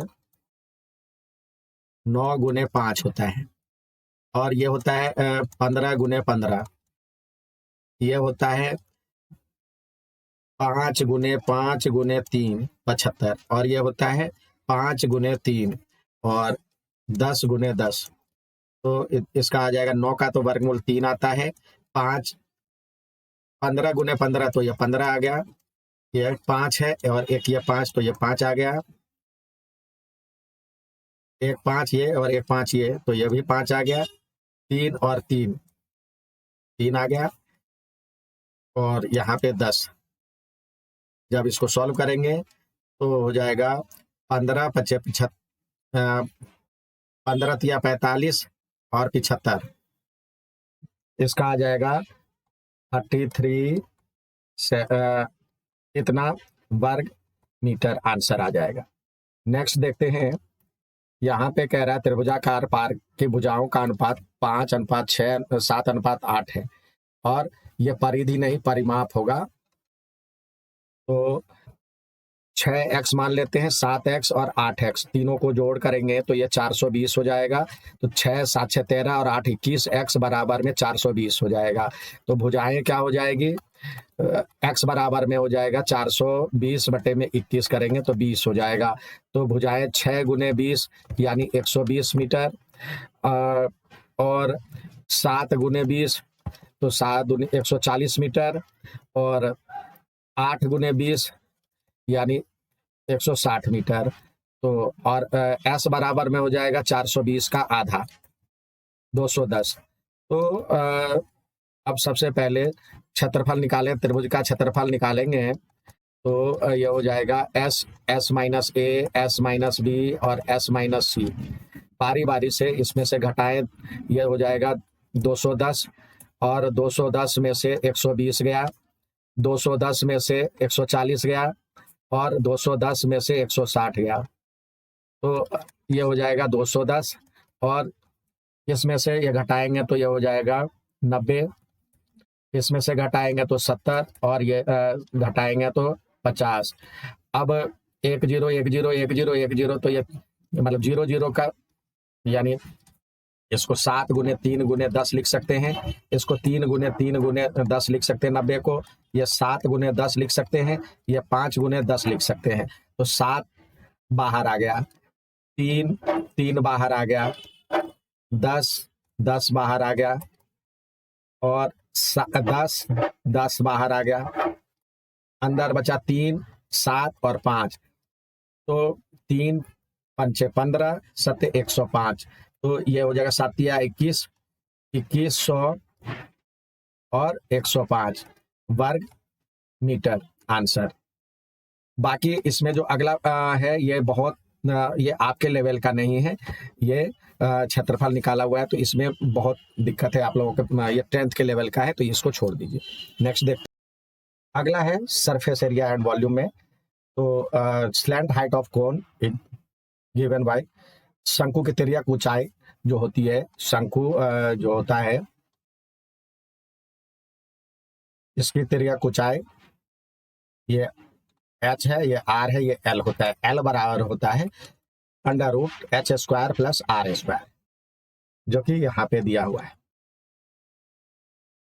next, diameter of A sphere is 14 centimetre, its radius is, एक गोले का व्यास दिया हुआ है 14 सेंटीमीटर, तो r जो होता है d/2, यानी 14/2 7 सेंटीमीटर, तो ये हो जाएगा। एक शंकु का वक्र पृष्ठीय क्षेत्रफल जो होता है, वक्र पृष्ठीय क्षेत्रफल जो होता है πr/l होता है। किसी एक अर्धगोले का आयतन जिसकी त्रिज्या r है, तो अर्धगोले का आयतन होता है 2/3 πr³, जो कि यहाँ पे दिया हुआ है। अब आपको सवाल दिए गए हैं, उसको हल करना है। एक अर्धगोले का आयतन ज्ञात कीजिए जिसकी त्रिज्या 7 सेंटीमीटर दिया हुआ है, तो r बराबर में 7 सेंटीमीटर दिया हुआ है, तो आयतन जो होता है अर्धगोले का, ये होता है 2/3 πr³, 2/3 πr³, तो 2/3 गुने 22/7 और 7 गुने 7 और गुने 7, तो ये कट गया, ये हो जाएगा 44 गुने 49/3, मल्टीप्लाई करेंगे तो ये इसका आ जाएगा 2156, और बटे में 3, तो इसको करेंगे तो ये हो जाएगा 718 और 2/3। नेक्स्ट देखते हैं, एक शंकु का पृष्ठीय क्षेत्रफल ज्ञात कीजिए जिसकी त्रिज्या 7 सेंटीमीटर और तिर्यक ऊंचाई 10 सेंटीमीटर है। तो r बराबर में 7 है, h बराबर में l बराबर में 10 है, तो शंकु का पृष्ठीय क्षेत्रफल होता है πr/l, तो यानी 22/7 × 7 × 10, तो 7 से 7 कट गया, 220 वर्ग सेंटीमीटर आंसर। एक शंकु की त्रिज्या दिया हुआ है, ऊंचाई दिया हुआ है, तो तिर्यक ऊंचाई ज्ञात करने के लिए कह रहा है, तो ये होता है h बराबर में 6 दिया हुआ है, r बराबर में 8 दिया हुआ है, तो l बराबर में होता है √h² + r², तो यानी 6 का स्क्वायर प्लस 8 का स्क्वायर, यानी 36 + 64 यानी 100, तो ये 10 और सेंटीमीटर आंसर। एक गोले का व्यास दिया हुआ है 14 सेंटीमीटर, तो b निकल जाएगा, 14 दिया हुआ है, तो r बराबर में 7 हो जाएगा। पृष्ठीय क्षेत्रफल गोले का होता है 4πr², ये गोले का पृष्ठीय क्षेत्रफल, तो ये हो जाएगा 4 × 22/7 और r के बदले में 7 × 7, तो ये कट गया, तो ये हो जाएगा 4 इंटू 22 इंटू 7, तो मल्टीप्लाई करने के बाद 616 और यूनिट है वर्ग सेंटीमीटर। आंसर। अगला दिया हुआ है एक गोले की त्रिज्या ज्ञात कीजिए जिसका आयतन दिया हुआ है यहाँ पे। तो आयतन के लिए फॉर्मूला होता है, इसमें फॉर्मूला होता है गोले का आयतन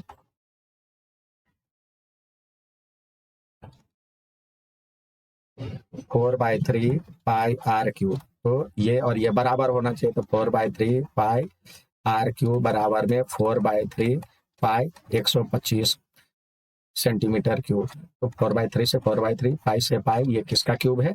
ये 5 का क्यूब है। तो r बराबर में 5 सेंटीमीटर। आंसर। यहाँ पे कह रहा है एक शंकु का वक्र पृष्ठीय क्षेत्रफल और आयतन ज्ञात कीजिए जिसकी त्रिज्या दिया हुआ है 7 सेंटीमीटर और ऊंचाई दिया हुआ है 24 सेंटीमीटर। तो पृष्ठीय क्षेत्रफल के लिए r दिया हुआ है 7 और h दिया हुआ है 25, तो पहले 24, तो l निकालना होगा पहले। तो l के लिए क्या होता है? l के लिए होता है h square plus r square. तो h की वैल्यू तो दिया हुआ है 24 का स्क्वायर प्लस में 7 का स्क्वायर, तो ये हो जाएगा 576 प्लस 49, तो ये कट करके हो जाएगा 625, जिसका आता है 25। अब ये आपको वॉल्यूम भी ज्ञात करना है, यानी इसमें शंकु का CSA वक्र पृष्ठीय क्षेत्रफल ये होता है πRL, तो यानी 22/7, और R की वैल्यू 7 है और L की वैल्यू 25 दिया हुआ है, आ गया है। तो ये हो जाएगा 22 गुने 25, तो ये हो जाएगा 550 वर्ग सेंटीमीटर। और शंकु का आयतन ये होता है 1/3 πr² और h 1/3 और पाई 22/7 और r की वैल्यू 7 गुने 7 और h की वैल्यू 24, तो 7 से 7 गया, 3 से 8 हो गया, तो 22 गुने 56, तो इसको मल्टीप्लाई करें तो ये आंसर आ जाएगा 1232 वर्ग सेंटीमीटर, घन सेंटीमीटर। आंसर। नेक्स्ट, यहाँ पे कह रहे हैं कि इमारत का सजावटी गुंबद एक अर्धगोले के आकार का है, गुंबद की त्रिज्या दिया हुआ है, तो 5 रुपये प्रति वर्ग मीटर की दर से इसका बाहरी सतह पेंट करना है। तो यहाँ गुंबद का वक्र पृष्ठीय क्षेत्रफल ये हो जाएगा अर्धगोले का वक्र पृष्ठीय क्षेत्रफल,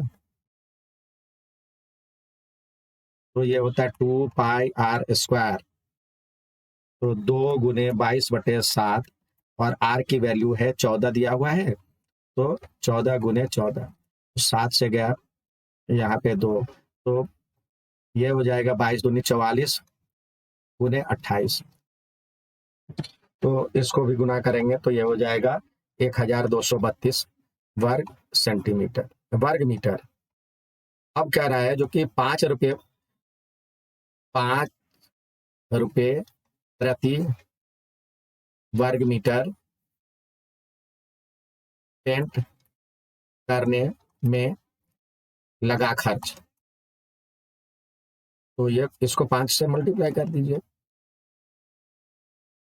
तो ये हो जाएगा 6 कितने रुपये। आंसर। अगला कह रहा है 3.5 सेंटीमीटर त्रिज्या वाले और 6 सेंटीमीटर ऊंचाई वाले एक शंकु के आकार का बर्तन पानी से पूरी तरह से भरा हुआ, तो ज्ञात कीजिए कि इस बर्तन में कितना पानी भरा है। तो R बराबर में 3.5 6 सेंटीमीटर दिया हुआ है, तो बर्तन में भरे पानी का आयतन बराबर में शंकु का आयतन 1/3 इंटू 22/7 और R के बदले दिया हुआ है 3.5 और इंटू 3.5 इंटू h है दिया हुआ, तो इसको दशमलव से हटा करके यहाँ पे कर दीजिए था। अब 7 पंचे 35 5 दूनी 10, 2 से गया 3, 3 ये भी गया। अब ये 2 ये हो गया 7, यहाँ से गया तो ये हो गया 11, तो ये हो गया 77 घन सेंटीमीटर आंसर। नेक्स्ट देखते हैं। एक गेंद 7 सेंटीमीटर त्रिज्या के गोले के आकार का है। 2 रुपये प्रति सेंटीमीटर स्क्वायर के दर से गेंद को पॉलिश करने में लगा खर्च। तो पहले गेंद का आयतन कितना, ये पृष्ठीय क्षेत्रफल क्या हो जाएगा, गोले का पृष्ठीय क्षेत्रफल। तो गोले का पृष्ठीय क्षेत्रफल क्या होता है, 4 पाई आर स्क्वायर। तो यानी 22 मतलब 4 इंटू 22/7 इंटू 7 इंटू 7, इसको करेंगे तो ये हो जाएगा, मल्टीप्लाई करेंगे तो 616 हो जाएगा। और 2 रुपये प्रति वर्ग मीटर की दर से, तो 2 रुपये प्रति वर्ग सेंटीमीटर की दर से पॉलिश करने में लगा खर्च क्या हो जाएगा, 616 को 2 से मल्टीप्लाई कर दीजिए तो ये हो जाएगा 1232 रुपये आंसर। अब कह रहा है एक गोले की त्रिज्या दुगुनी कर दी जाए तो उसका आयतन कितना गुना हो जाएगा। तो गोले की त्रिज्या पहले r था, अब 2r कर दिया गया। तो देखिए आयतन, इसका आयतन क्या हो जाएगा, 4/3 पाई आर क्यू, और इसका हो जाएगा 2/3 पाई और 2r का क्यूब,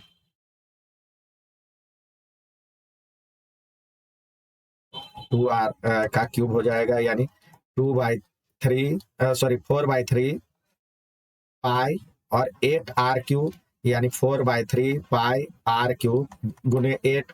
तो इस ये यही चीज था, तो इसका 8 गुना हो जाएगा, तो 8 गुना आंसर।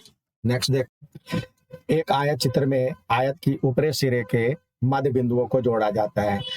तो हमें मध्य बिंदु को जोड़ने पे जो मिलता है ये बारंबारता बहुभुज मिलता है। अब कह रहा है अंतराल इसमें से 35 किस में आएगा। तो देखिए 35 यहाँ भी है, यहाँ भी, तो निम्न सीमा वाला आता है, उच्च सीमा वाला नहीं आता है। तो यहाँ इस पे नहीं आएगा, इसमें आएगा, तो 35 से 45 में आएगा। बारंबारता आयत चित्र में आयत के ऊपरी सिरे के मध्य बिंदु को जो, तो ये बारंबार। अब बारंबारता बहुभुज बनाते समय एक्स अक्ष पर कौन सा मान अंकित करते हैं। तो एक्स अक्ष पे हम इसकी जो है वर्ग चिन्ह ज्ञात करते हैं, या वर्ग का माप भी डाल सकते हैं। वर्ग का माप वर्ग चिन्ह ही लिखेंगे। निम्नलिखित में से कौन सा दंड आलेख दर्शाता है। तो दंड आलेख में समान गैप होना चाहिए, ये है, इसको कहते हैं आयत चित्र, इसको कहते हैं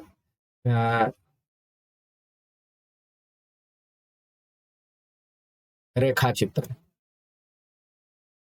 लाइन डायग्राम। और ये है बारंबारता बहुभुज।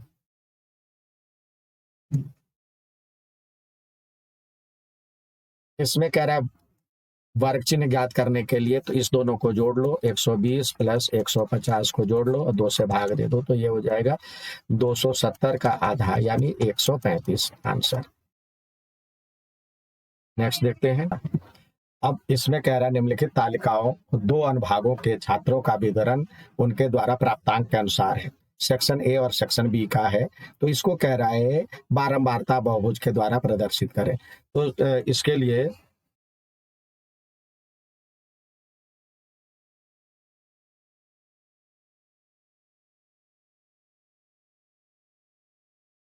इस तरह से हम ये ले लेंगे बारंबारता बहुभुज। तो देखिए 0 से काम नहीं, यहाँ पे 0 से यदि नहीं होता तो हम किंक ले लेते हैं। ये 0 है, ये 10 है, 20, 30, 40, 50, ये क्या है, ये अंक है,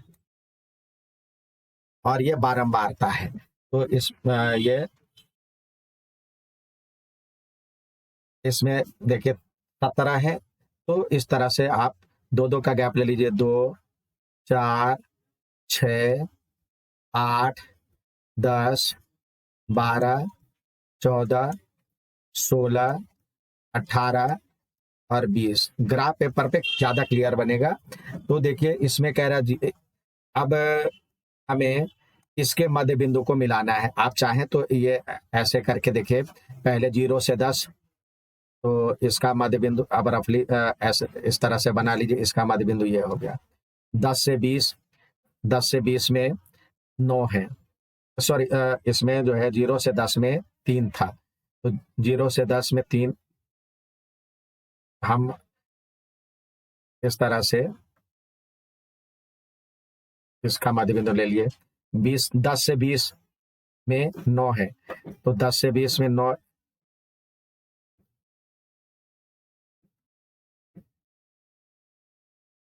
अब 20 से 30 में 17 है,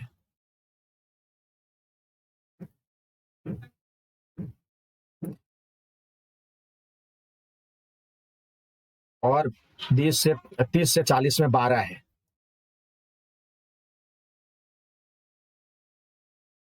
और इसमें भी 9 है।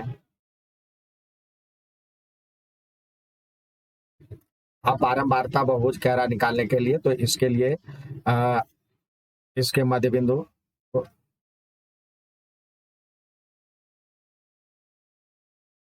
इसके मध्य बिंदु को मिलाएं, फिर इसके मध्य बिंदु को मिलाएं, इसके मध्य बिंदु को, और इसके मध्य बिंदु को। अगला यदि आप बनाना चाहें तो इसके नीचे जो है अगले सीरीज यानी 50 से 60 ले लें, और उसके मध्य बिंदु को मिला दें, और इधर भी एक कॉलम पीछे ले लें और इसको मिला दें। तो यह बन गया आपका बारंबारता बहुभुज। अब दूसरा कह रहा है, अब उसके लिए हम काले से ले रहे हैं, और पेंसिल से इसको लेकर के अब मिटो सकते हैं। यह आपका बारंबारता बहुभुज इसके लिए यह हो गया। अब दूसरे कलर का यूज करते हुए हम 0 से 10 में 5 है, तो 0 से 10 में 5, 10 से 20 में 19 है,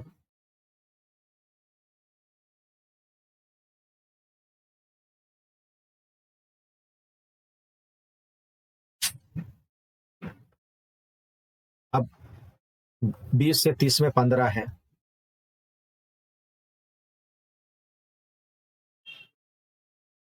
यहाँ पे 30 था। 30 से 40 में 10 है, और 40 से 50 में 1 है।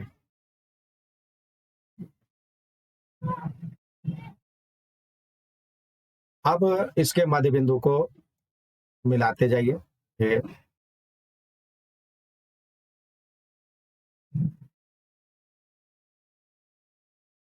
और आप यहाँ पे इसको मिला सकते हैं, और अब आप इस पेंसिल से बना हुआ निशान हटा सकते हैं। अब कह रहा है ये हो गया बार ग्राफ। किसका कह रहा है जो कि किसमें बढ़िया अंक प्राप्त हुआ है, तो बढ़िया अंक तो देखिए ये पहले वाला था, ये सेक्शन ए था, और ये सेक्शन बी है। सेक्शन बी में ज्यादातर बच्चे के कम अंक आए हैं, ये सेक्शन ए बेहतर है, क्योंकि इसमें ज्यादातर बच्चे अधिक अंक लाए हैं। नेक्स्ट कह रहा है, अगला है, एक शिक्षक प्रत्येक सप्ताह गृह कार्य 50 छात्रों द्वारा खर्च किए घंटों की संख्या का रिकॉर्ड रखता है। आंकड़ों को इस तरह से बनाया गया। अब इसको कह रहा है आयत चित्र बनाइए, तो यहाँ भी 0 से काम चले, तो यहाँ पे आप 0, 5, 10, 15, 20 और 25 ये हो गया। और इसमें आप बारंबारता लिखेंगे, 2 का गैप ले लीजिए, 4, 6, 8, 10, 12, 14, 16, 18 इस तरह से यहाँ पे बारंबारता है। और यह है जो लिखा हुआ है एज इट इज लिख दीजिए यहाँ पे, गृह कार्य के घंटों की संख्या, ये एक्स अक्ष है, और ये है इधर जो यहाँ पे लिखा है वही लिख दीजिए, ये बारंबारता है। अब इसको कह रहा आया चित्र बनाने के लिए, तो सबसे पहले देखिए 8 है, तो यहाँ से लेकर के 0 से 5 पे 8 लेके चलेंगे।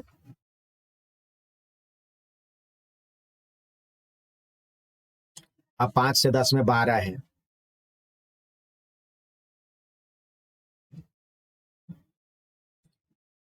10 से 15 में 15 है।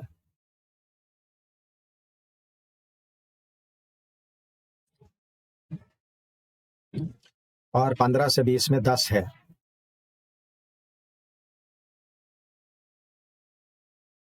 20 से 25 में 5 है। यहाँ पे देखे 5 कहाँ पे है, वहां पे निशान। ये आयत चित्र आपका तैयार हो गया। आप चाहे तो इसको सेटिंग भी कर सकते हैं।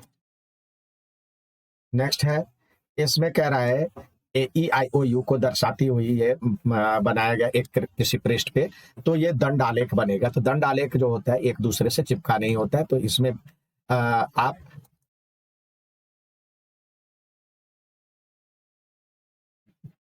अब देखिए यहाँ पे 0 से काम नहीं चलेगा, क्योंकि यहाँ पे जो दोनों मिलता है, दोनों एक्सिस मिलता है, यहाँ मूल बिंदु यानी 0 0 कहलाता है।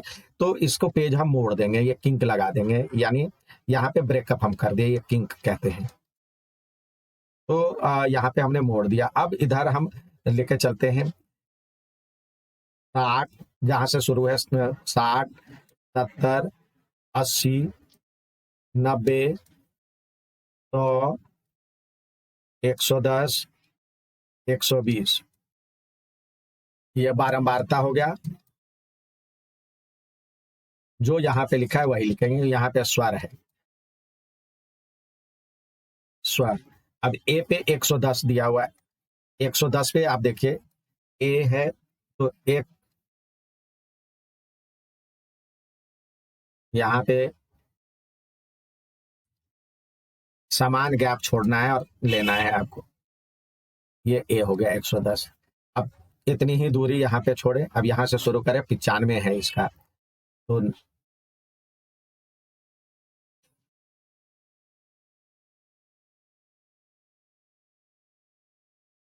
इसका 80 है आई का।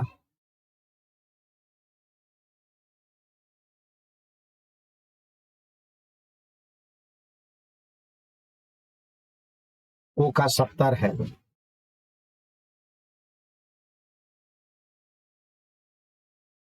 यू का 85 है।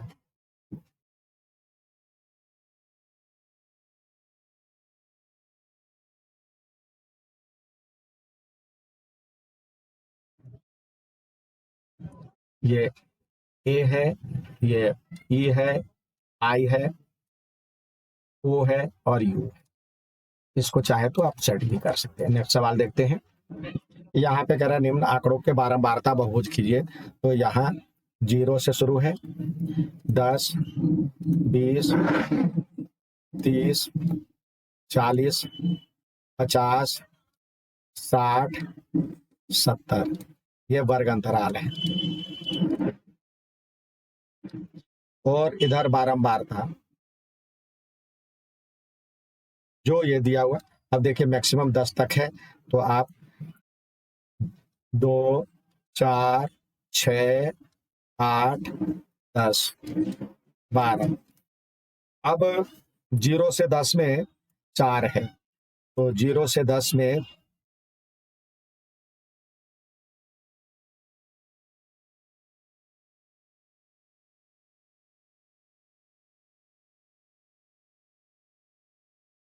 और 10 से 20 में 7 है।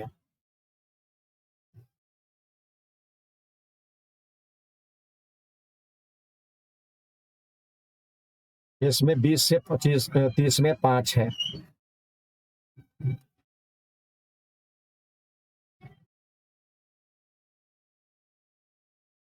30 से 40 में 10 है।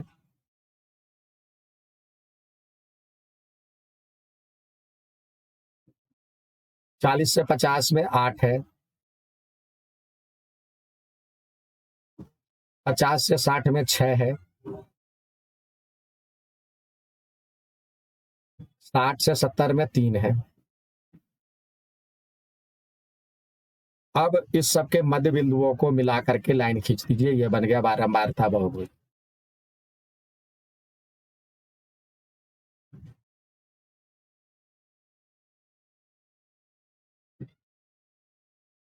और अगले पे या तो यहीं पे छोड़ दीजिए या फिर अगला ले करके यहाँ पे 80 और इसके मध्य बिंदु को मिला दीजिए, और फिर इधर भी माइनस की तरफ लेकर के इसको इधर की तरफ मिला दीजिए, ये बन गया। या ऐसे भी छोड़ सकते हैं। अगला कह रहा है इसी का बारंबारता बहुभुज मतलब आयत चित्र बनाइए। तो आयत चित्र बनाने के लिए आपको यहाँ पे 0 से 10, 0, 10, 20, 30, 40 ये वर्ग है। और बारंबारता अब 20 तक है, तो आप 2-2 का गैप ले लीजिए। 2, 4, 6, 8, 10, 12, 14, 16, 18 और 20। अब 0 से 10 में 8 है, ये 0 से 10 में 8 है।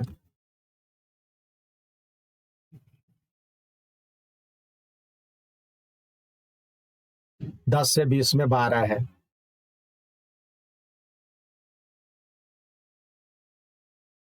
20 से 30 में 20 है।